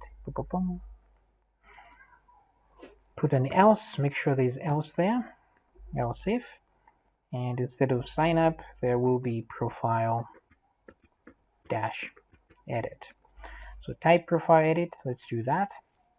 And I'll go to the includes here and copy everything from the sign up because it's pretty much the same. And then name this one profile-edit.php. Okay, very good. So all the validation remains the same. We need all this validation, gender, passwords, but the password thing here is if the password is empty, then we should ignore it. So we're going to change things a little bit here. I'll duplicate that. Remove this. All right, password is not required anymore, and then we can now push things in here. So we'll say if not empty the password, then we validate it. If it's empty, we just ignore it. Okay, so yep, that's about it. And then here, save to database. So if things go well, everything here is required, but the password is questionable. So we need to actually know whether the password will be there or not, then we can encrypt it. But so let me move this away from here and closer this side. Then I'm going to duplicate these two. Then I will ask the question, not empty, password. Okay. Let me push these guys in. Then put an else statement. Push this one here. So if the password exists, then we run this query. If it does not, we'll run this one that does not have a password, right?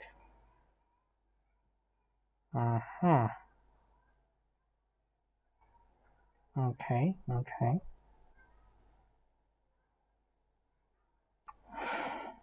I'm wondering here, because we may have an image or not as well in the same way, so we'll have to change things, but this is fine. So we'll do this, insert into users. Let's keep everything as it is, but on this one we remove password. Okay. Put that comma. Okay. Cool. So we're putting this in here because we don't want it part of the array if we are not going to use it. And then success. Very nice. This is all we needed for this to work.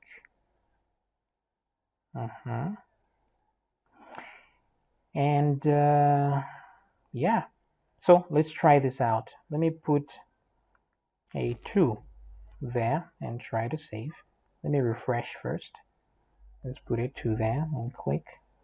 Okay, so it gives me the error. Gender is required. Why is gender not registering? So let's go back to profile edit. Maybe there's no name on gender. Where is gender? Gender is here. The select has no name. So true that. Let's add a name and say gender. Wait, do these have names? Yes, they do. Does this? Okay. So everything else does have a name. So if I now put a number, okay, so that complains. Let's remove that and try to save. Profile saved successfully. Very nice. So cool. Let me change this to Bane or something. I don't know. Then save, saved. So if I now go back, you see that nothing has changed, which is weird. This is still John, so things are not being saved. It's taking us back to John. Okay, now let's go back to the profile down here where we say window.location href. Here we can just say reload. That way to reload the page. Yeah, so window.location.reload. But let me see what's in the console though. What is it bringing back in the console? Let's see. Okay, so it looks like no errors, everything is good. That's right. But why isn't it saving? Nothing is changing, so that's not cool. So back to the AJAX, let's go back to the profile edit in the includes. So everything goes well up to here and we do get the success. So we do get to this point. But what's happening here?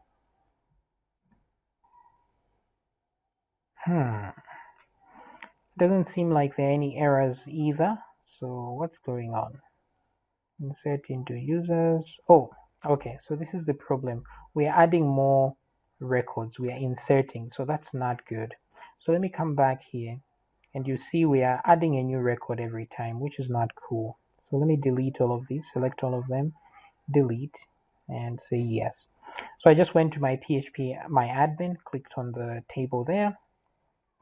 So the update query is different from the insert query. No surprise there. So say update users. That's how it is. So the update version is like this. You say update users, and then you say set, and then you say first name is equal to, and then you give it a value, and then comma, last name is equal to, give it a value, comma, just like that. So it's different with the insert query. So here we're saying update users, and then we have to put set first name is equal to, and then we'll duplicate this. and then last name is equal to, like that, and then let's go gender is equal to gender. Now we diverge here. Password is equal to password, date is equal to date, email is equal to email. Then the rest of this is useless, except the array at the end there. Alright, same thing here. These values will be useless, so let me remove. All I need to do is match these guys. So I'll say date. Don't forget the full colons. Those are important to show that these are variables. Okay, so set that, comma, comma, comma, and then up to the last one. Okay, so this should work now. Let's come back and refresh the page. Let me set this to Bane. Save. Now it's saved. So if I go back, you see there is Bane. Now I may end up editing a lot of my profile. So once I'm done editing, I should reset the values that are inside the when we log in, just like when we log in here. Let me come back to AJAX. Yeah, so like this here, when we set that, so come back to this profile edit. So I want to do that just here. I want to set it to row, but in order to do that, I need to be able to read row. All I know is, wait, actually row is set here, isn't it? Oh, is it? Wait a minute, wait a minute. These are coming from the post. Oh, right. This is insane. I forgot something about the update. We need to know which rows we are updating. So we need a where clause at the end here. So we'll say where ID is equal to, and let's put an ID there, and say limit 1. Okay, so we need an ID in the array here. So let me duplicate that and put ID. But where do we get this ID? I'm just going to create a variable and name it ID like that. And so once we do the update, we should read from it as well. So let me come back here.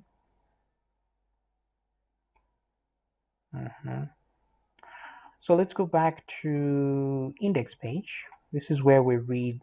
So I'll grab this the way it is, and that, and that. So copy that. Let's come to profile edit. Now when we send things through AJAX, and we are here on profile edit, I want to do these things from here. Doesn't matter. I can do them from, oops. Okay, I want to read the row first so that I know there's actually a row based on the ID that we have. Now I'll send the ID through the post variable.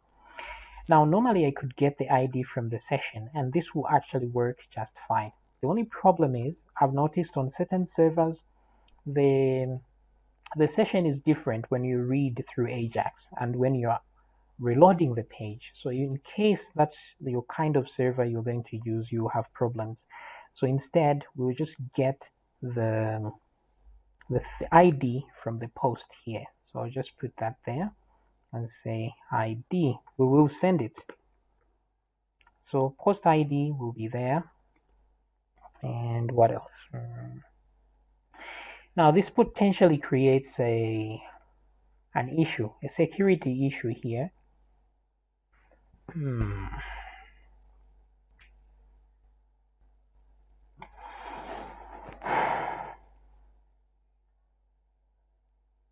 Because you can potentially edit somebody else's because if I'm getting the ID from the post, I can just edit my I can just go in here, edit whatever the ID is, and then click save. Then on the other side, it will edit somebody else's profile. So maybe this is not a good idea. Let's set it back to how it was. So we'll try and get it from the get variable. Actually, no, we won't even get it from there because we don't want other people editing other people's profiles. So we just do this. So it will always just come from here. And instead of doing this, we'll use the user function like that. All right, so we get the ID, we read the row. If everything is good, then we are good. So selector from users where IDs go to ID, great. Then let's come back to profile edit here. Oh wait, the profile edit from the includes file there. So once we get to this point, we should have an ID already. So if not empty and row exists like that, then we are good to go. So I'll copy that row, come down here and add it. I'll say row,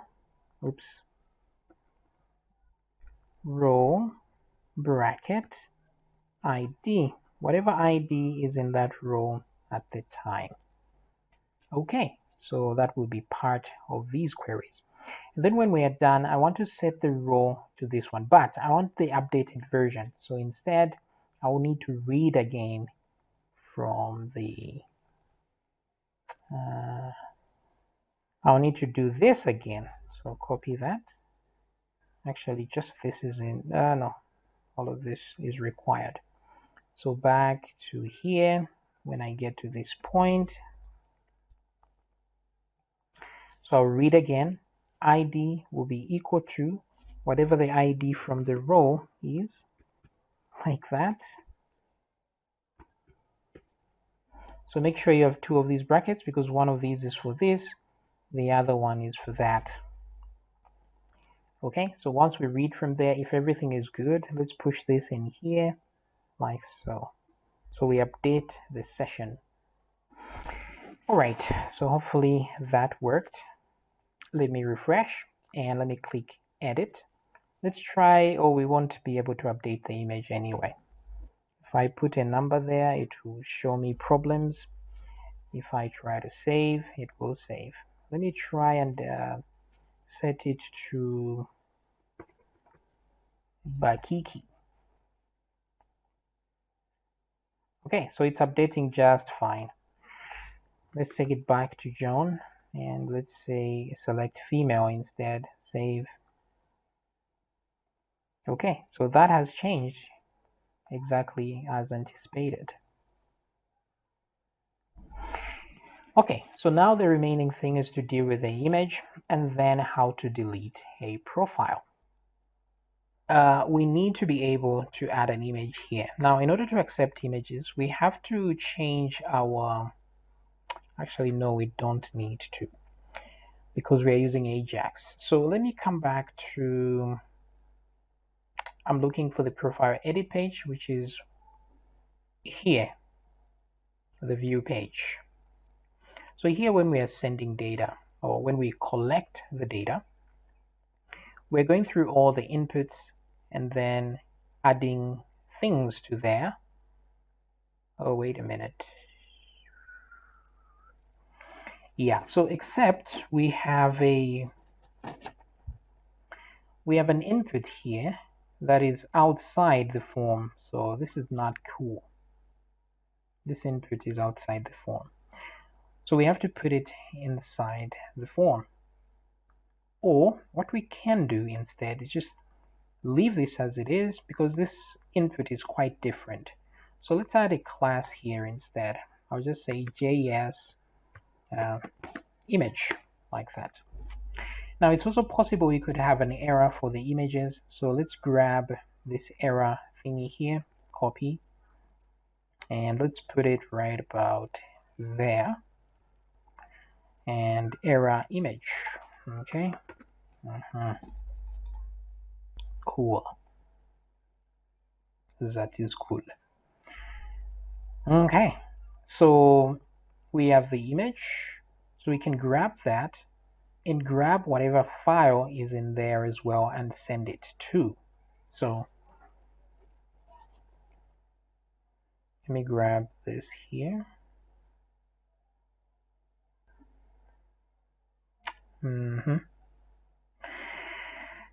Now I need a way to know that an image was added. So what I'll do is I'll create a variable here at the top. I'll say var image added. Let me set it to false, so I don't have to worry about this too much. So I'll copy this. Whenever I display an image here, I'm adding an image, so I'll just set this to true. Okay, so then I've added an image. So image added is equal to true. So I'll copy this, come down to here. Let's add the image last. We just say if image added, which means an image was added. Let's append my form. Let's append something to my form. Let's say dot append. Here I'll say image, and then grab the contents of that image thingy. So I'll say query selector, and then I'm looking for JS image dot files 0, like that. So the first file I will add to that. Okay, so then I have appended an image to it. So what I'm doing here is just saying the way I'm appending these other contents and value, but here I'm putting this in an image key, and then I'm grabbing the item and getting the files, the first file there. Okay, cool. Now all we need is to sort this out on the AJAX side of things. So let me come to product edit in the includes, and so right where we're validating things, we can also validate our image. If it's good, we upload it. Okay, great. So in order to see if a file was sent, we will check the files instead of post, we check the files super global. So say if not empty, okay, it's not always empty, but files image, because that's the key that we've given it. So if it's not empty, that image, and then in there there's a name of the file. So if the name of the file is not empty, then we know there is a file. Now to upload a file, all we need to do is just say move uploaded file, and then the file name comes from here. Let's go there. It actually comes from temp name, like so. So to move uploaded file, we need a destination to take it. So I'm moving it from here into there. Now before I do all this, let me show you what is actually sent here. So I'll just do print readable files image, like that. Okay,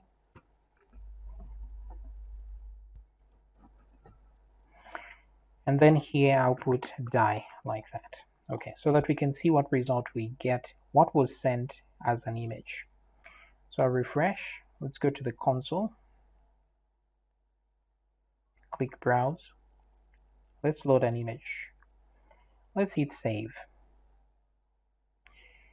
Okay, so files is undefined. Okay, so the errors are a bit local, so we come back to the view. It's saying this is undefined JS image. Okay, so let's try and find anything with JS image anywhere. There it is. So class JS image clearly exists. Input. Okay, all it's saying is that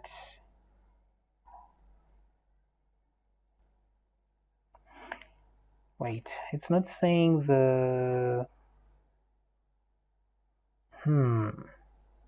It's saying files is undefined. Okay.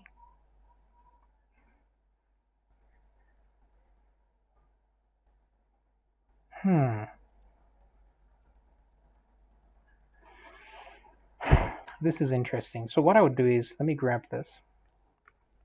Let me put it separate here. I'll just do console.log, that thing, without files, just itself, just to see if we'll grab the item itself. So click,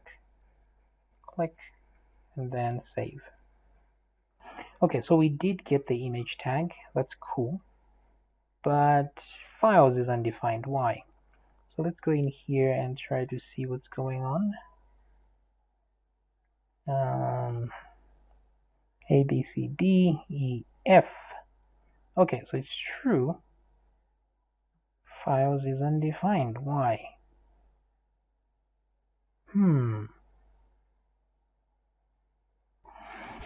Okay.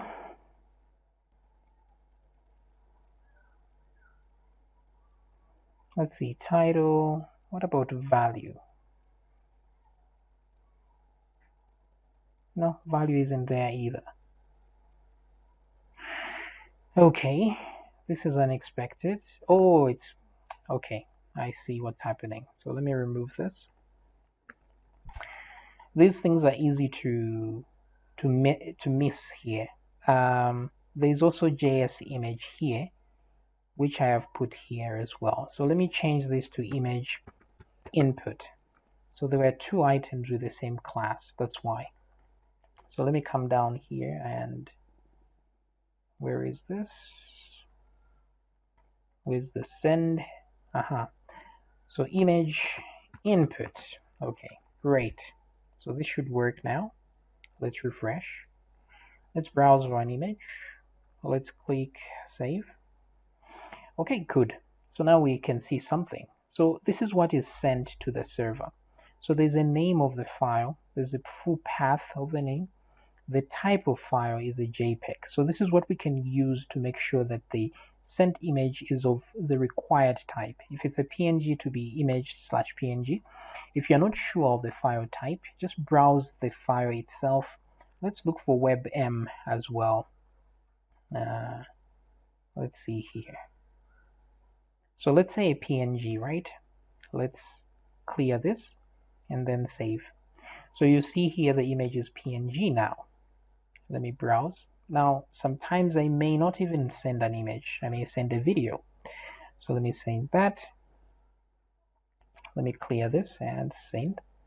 And as you can see, it's video/MP4. So you can use this to know what's going on. I've always been curious about WebM images. I just want to see, do I have one? I've never checked that. But whatever image you have, if you're not sure of it, or whatever file type you want to accept, just browse for it, select it, and then try it out. Wait, there should be a WebM file, at least one. Oh, there we go. WebP, sorry, not WebM. WebP. Save. Ooh. Okay, so it's image WebP, as I thought. Okay, good. So now that we have this, we can use that. Also, there is the temp. This is where it's sent on the server. That's why we're using temp name to copy it from there and move it. Then error is 0. So if there are no errors, it will be 0. If there are errors, it will be 1, 2, 3, or 4. Then here there's a size in bytes. So if you want to limit the size of file to be uploaded, you can do it right there by checking that. Okay, so let's figure things out here. Now that we have all that information, we can now go to the AJAX side of things right here. All right, so let's set an array for the allowed types that we can allow here for images. So for now, we're going to set we're going to create an array called allowed and put the types that we want. So JPEG is one of those. image PNG, as we saw, is one of those. I think for now these are the two types that we're going to allow. Okay, and then we will check if these are valid. So say if in array. Okay, what the needle is what we're looking for. So if we grab this and then check the type like so, and the haystack is this one, allowed. Let's put that there. So if in array, then we do our thing, or else. Okay, if it's not in the array, then let's set our error. I'll grab this and put it here. So errors will say image. So we'll say only images of this type allowed.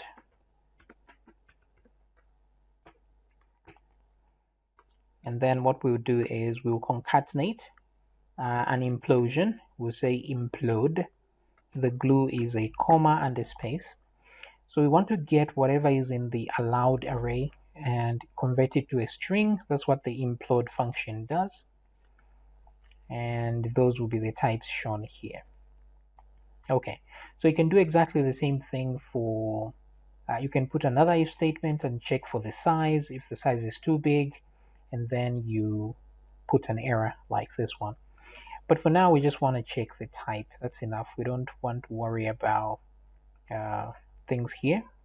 And also here, when we say if not empty, we can put an and statement to make sure that there is no error.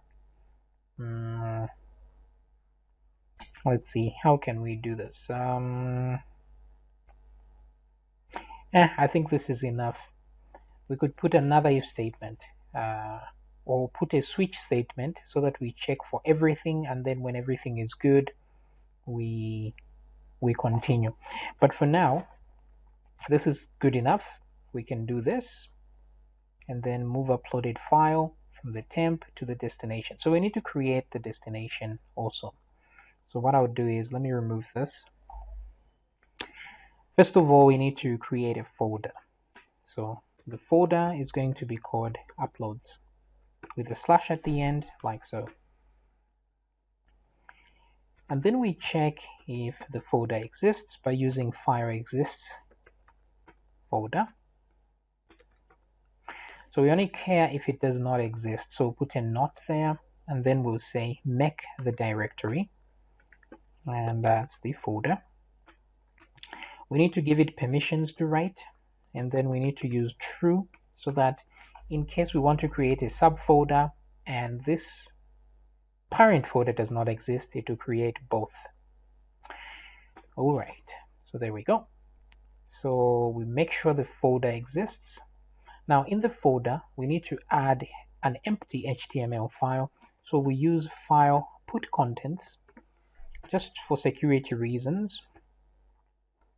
So this file will go inside our folder like that. Concatenate that. Now the folder already has a slash, so we just put the file name, which is index.html. So it can be an empty file, no problem. The data we're going to save there is, maybe we just say access denied, some text there, and that should be it. Okay, so for security reasons, there we go. So now the folder exists, and we've checked the file is correct, and then we've moved the actual file to a destination. Now in other tutorials, I've shown how you can resize an image, so you can check those out to see how to resize an image if you want to, because people can upload 3 megabyte images, which will really slow down your computer or your website, sorry. So you need to look out for those and resize your images. Okay.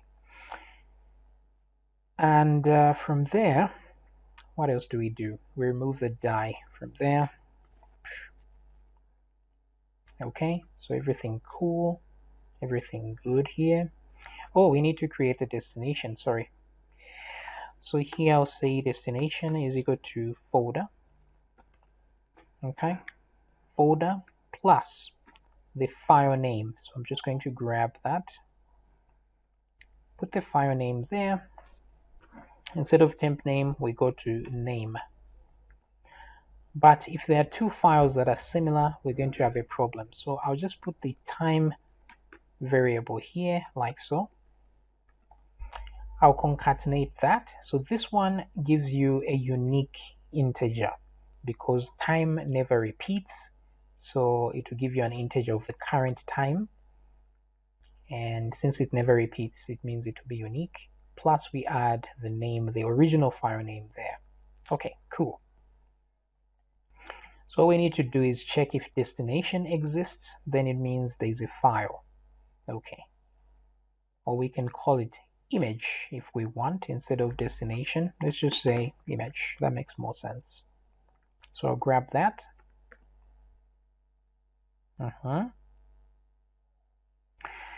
So when we are here, if there's no password or there is a password, we still need to check for an image as well. So maybe instead of putting all these like this, what we can do is, let me do this. Let's say, I'll just say if, oh sorry there, if not empty image, right?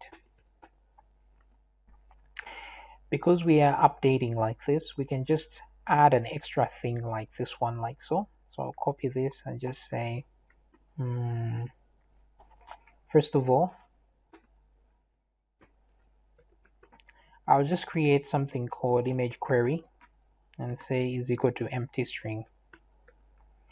Then here I'll grab it and say image query is equal to, instead, if not empty image. Let's do that. Okay, so let me change this to image, like so. Okay, so once I'm done, I'll put the comma at the beginning here, like so, so that I can easily add to these guys. All right, then also I will need to add to the array. So I'll grab this.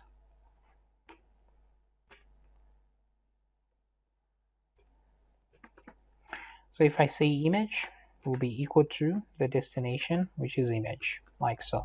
Okay, cool. So I'll repeat this for the password as well. So duplicate password. So replace image with password, like that. So password query, if not empty, let's use this one instead. Okay, then that password is going to be equal to this.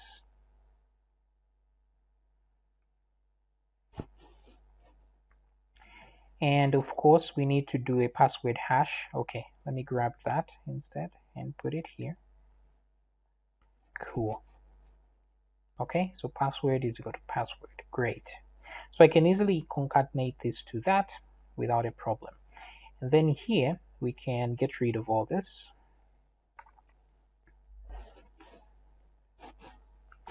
So we say set first name. We set these ones that are always there. But then here I can add to this by just saying image and then also add password, just like that. Okay, so what's happening here is that this, if there is no image, will be an empty string, so it will just be an empty string. Same with password, but if there is, it's going to add to the query with this, and then it will also add to the array, so that's good. Okay, so let's do some tests and see if any of this will work. Oh, and one more thing. if we do add a new image, we should delete the old one. So if we get to this point, where is this? Right here. I can say delete old image, right? So the old image is in the row before we replace it with a new row. So I can say if, first of all, we check if not empty image, okay, and file exists.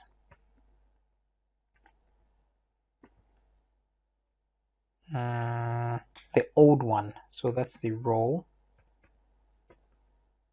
image. So if the old image exists and the new one has been put forth, let's unlink the old one. So say unlink row image, like that. So we're deleting the old image here so that we don't accumulate unnecessary images. All right, I think this should do it. So let's come and give it a try. So refresh. Okay, so click browse. Let's find an image. This one right there. And let's save. So clearly we have errors. So let's see what's going on. So parse error, unexpected token. So it's a syntax error, no big deal. On line 99. So where are we? Line 99. Okay, so there is a missing bracket here, closing bracket. Okay, let's try this again. Browse, add another image. Boom, save. Still more errors, so let's check again. Even more. So undefined variable password on line 104. Invalid parameter number. Okay, so let's see. 104. Where are we?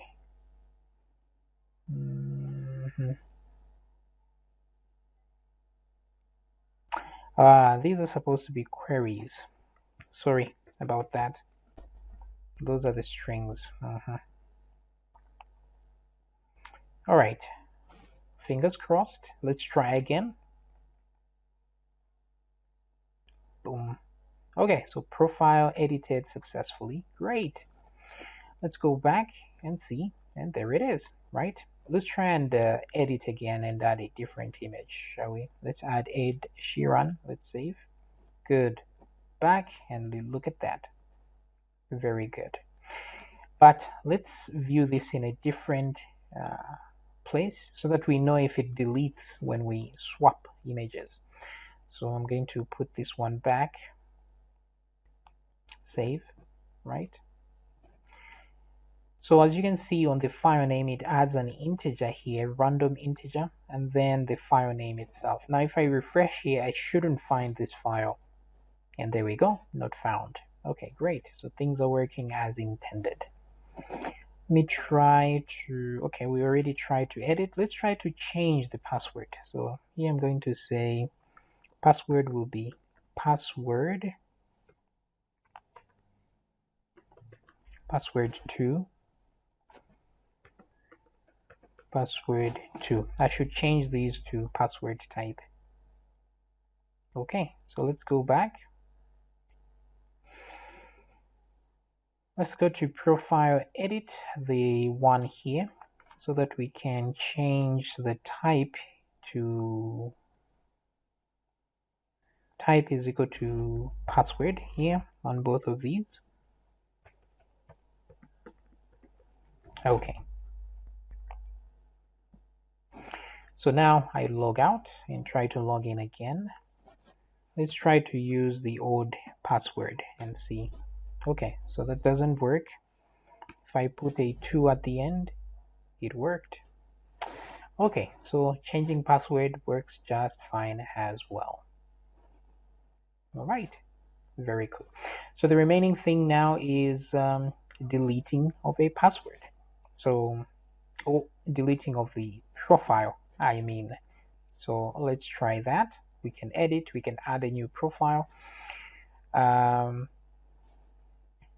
Let's see, and delete. So let's click delete and it brings us here. So delete will be easy. All we need to do is copy the profile edit. So let's copy everything from profile edit. Let's go to profile delete, select all, paste. Okay, great. So all we need to do now is change a few things. Let's see here. On the form itself, we can change this to profile delete. And then when we are collecting information, we don't need to collect, where is this, collect data. We don't need to collect from the,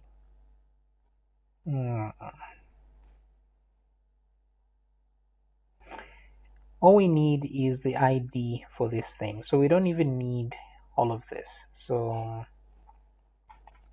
let me come back here for a second. Let's click delete. And this is what we get. So let's change it so it looks more like a delete. So put this delete profile. Let's put a very large message here. Put a div. Are you sure you want to delete this profile? Let's change this to, let's add some classes. Let's put an alert, alert danger, and alert, just like that, and then text center. Okay. Let's put my2 so that there is margin on the top and the bottom. Let's refresh. Yeah. Are you sure you want to delete this profile? And then we can delete. Okay, so if I click back, what goes on? Okay, good. So let me remove this. I don't need that. So come back here. We don't need this part of the input. Refresh. Okay, great. Maybe we may want to put, anyway, we have this information, first name, last name. We don't need the passwords here. So let's remove all that. These two, so delete. Instead of save, it's delete. Let's change this to danger. Okay, so it looks like a red, it becomes a red button. I don't know if we even need the gender here at all. So let me just remove this. First name and last name are good enough. And then on the input here, I'll leave the errors just in case, but we can convert these inputs to divs. Okay. Then value. We need to close these. Oops. So close the div and move the value there. So let's move that value here and this value there as well. And that value as well there. Let's remove the placeholders and the names. We don't need that. We don't need placeholder and name as well. Same thing here. We don't need value and type. Value and type. And value and type. Alright, so let's see what we have now. There we go. So these are no longer editable. So just, are you sure you want to delete this profile? And delete. Okay. So click back, click delete, back, click edit, back, delete. Okay, so let's try a delete.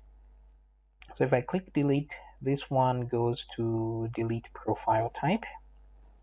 Now, instead of gathering the information here, all we need is the ID of this one.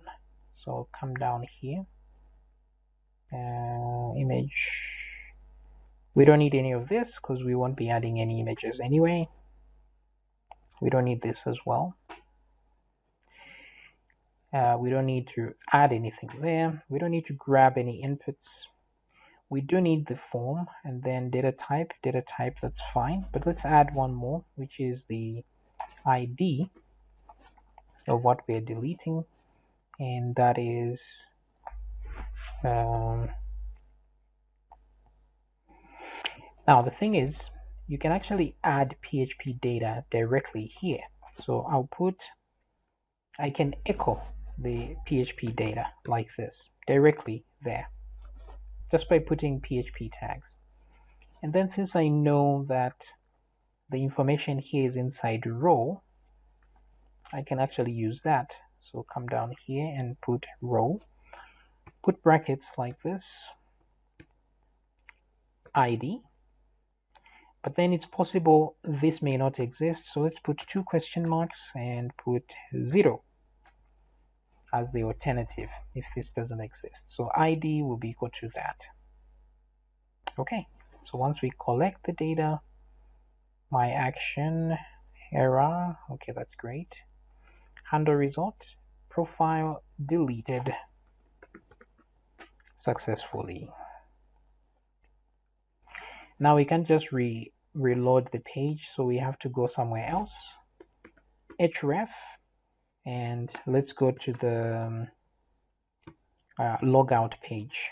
So logout.php. All right.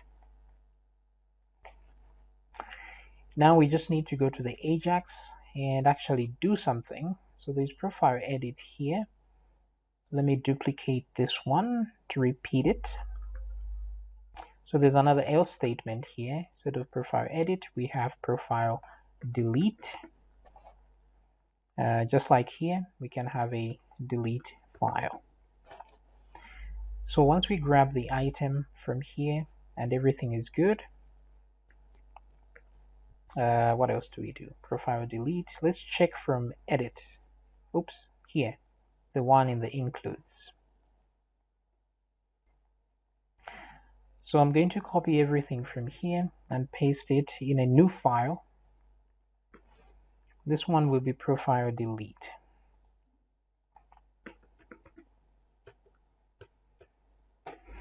All right, so this one will be easier to deal with because there's no need to validate anything, right?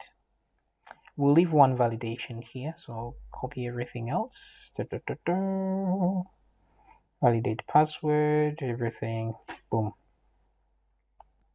So what I may need to validate is that I own this thing.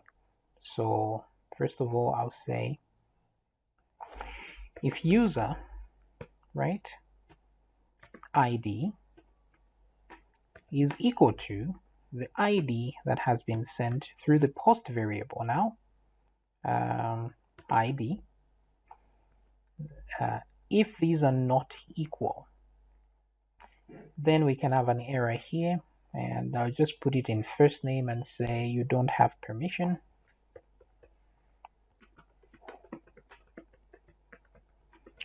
to delete this profile. Okay, then close that.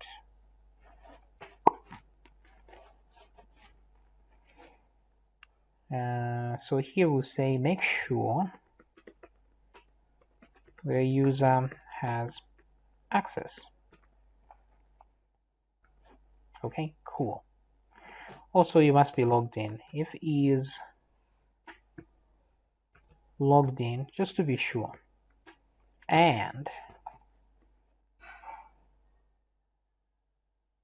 oh, so let's say if he's not logged in, or so if the user is not logged in or they don't own the profile, then we give them that. And then here, delete. If everything goes well, delete row. So to delete a row, we don't need any of this. We don't need that. We don't need that. we simply need a query and delete image from the row as well. So we say if file exists, let me do this. Whatever file is in the row, delete it. And then we don't need to do any of this at all. So here we'll say delete from users where, so let's put a where clause. Where is the where clause? Where ID is equal to ID. We don't need this. All right, good. Very nice, simple and straightforward. So if I refresh now and click delete, what has happened? So there's an error here, syntax error. You have an error in your syntax near ID. Okay. So it turns out we did need the array. We just needed to add one thing there. So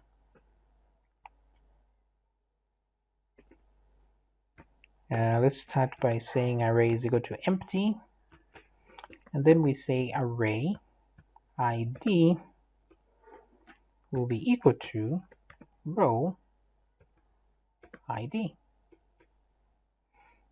Oh, actually, just ID. Okay, good. So back, let's try again. And delete. Profile deleted successfully, and we've been logged out. So if we try to log in now, we won't be able to do so. Okay, nothing. So if I come back to the users table, I'll find there are no records there at all. Okay, so that does it. We can add a user, edit, and delete one. Okay, so one more thing we can add is a search feature for users so that we can view other profiles as well. Or not really a search feature, but just to list all the users that are on this site. So just a quick thing. We won't go into detail. So let me try and sign up here. So again, I'll go with John, mail, John Bates, same email, password, sign up. Okay, great. Now we can log in with the password. Great. Okay, so there we are. We go to edit, browse for an image, and add an actual image and save. All right, so now I have a profile here, but I want to create another one. So let me try admin@email.com. Let's try to sign up. Let's try Mary Bates, female, mary@email.com, password, and then password here as well. Sign up. Great. So Mary and then password. All right, great. So with this in mind, we can edit. Let's add a different image for Mary. I like this one. Let's save. Okay, and back. All right, so at least we have two profiles now. So we can have a page where we can list these profiles. That way we can click on them and then go to a specific profile that we want. So I can create a page called people or users. So let's see here. If I right click on profile and new file, save this file as users.php. Okay, great. Then all I want is for it to look like the profile page. Let's see, where is the profile page? This is the index page. So I'll copy everything and put it on users and paste, save. Okay, CRUD. So here we have two of these columns. So what I'll do is I'll change this to column 4, so it's in full, and then change this to 12. Oops. And then I can remove the other details. So what I want is to grab the email. Let me get the email here. Put it under the... I don't actually need these buttons, so I'll remove this. I'll put details here instead. So let me put that email. I'll put everything inside a div so it fills the entire space. Duplicate this and then put first name. And then duplicate that, put a space, and put last name here. Okay, so this is the users page. So I'm going to say /users.php. Okay, so this is what it looks like. Now I can delete this down here. So let me remove all of this down here. Okay. All right, so this is a single user. So what I want is, instead of 4, let's try 2. Actually, let me just remove all this. What I'll do is put a style and say width 180 pixels, height 180 pixels. Let's see what we've got. Okay, maybe height too small. Let's try 200 for each of these. Here I'll try, I think I'll leave the height alone. So it's automatic. All right, so at least one user here, that's great. Now let's give the user a link.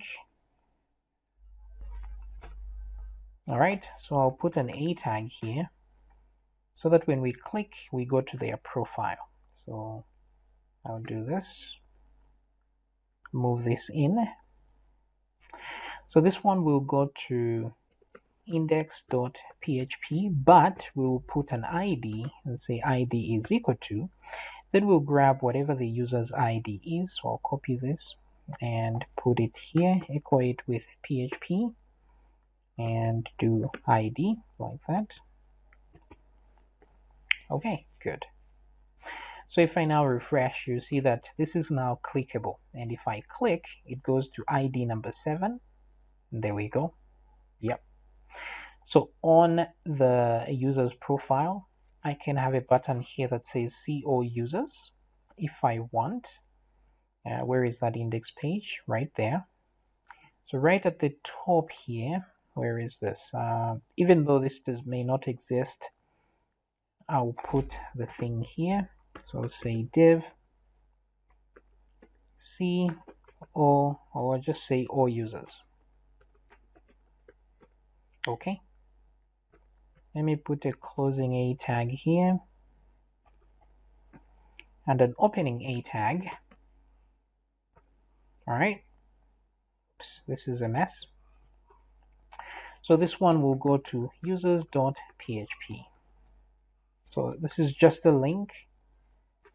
I'll put a class and say text center, and then I'll say something like P1. Let's see, trying to make something like a menu of some kind. So all users, I click there, this is all users, then I can click on a particular profile. But in order to get all users, where is users.php? I need to read all of them. So this one is going to be rows, not just one row. And then we'll duplicate this and this as well. Where is this? Move this inward. Then change this to a for each loop. So here I'll put end for each. Okay, like that. And then change this to a for each loop so that this will loop through all the rows. So say rows as a single row. So we'll get multiple records, and then we'll loop through them. And then we can remove this that only gets one record. Change this to rows since we're getting multiple rows. Then we don't need this ID here. Okay. So selector from users, we don't need a where clause at all, and a limit. We don't need that ID either. So we're just getting all users from there, and then loop through them and show them. So let's see here. And there we go. So one user, another one, but they're like this. So I need them to be in one row. So what to do?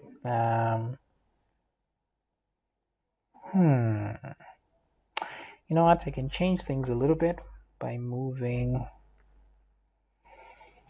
Okay, let me set this to be a column. Let's see what that does. And let's put a div outside here. Give it a class overall. Okay, then move this and put it down here. Okay. Boom. Interesting. So this one is a row. I don't even need this row here.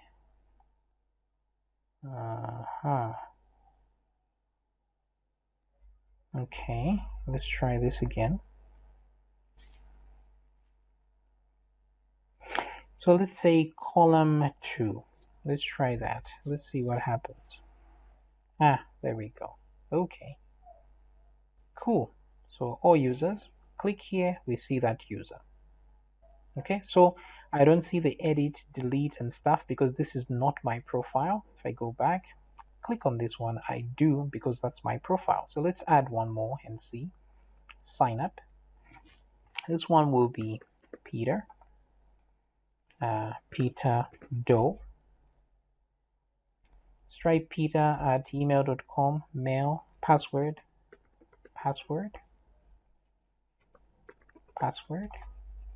So you can remove these alerts if you want. So it goes directly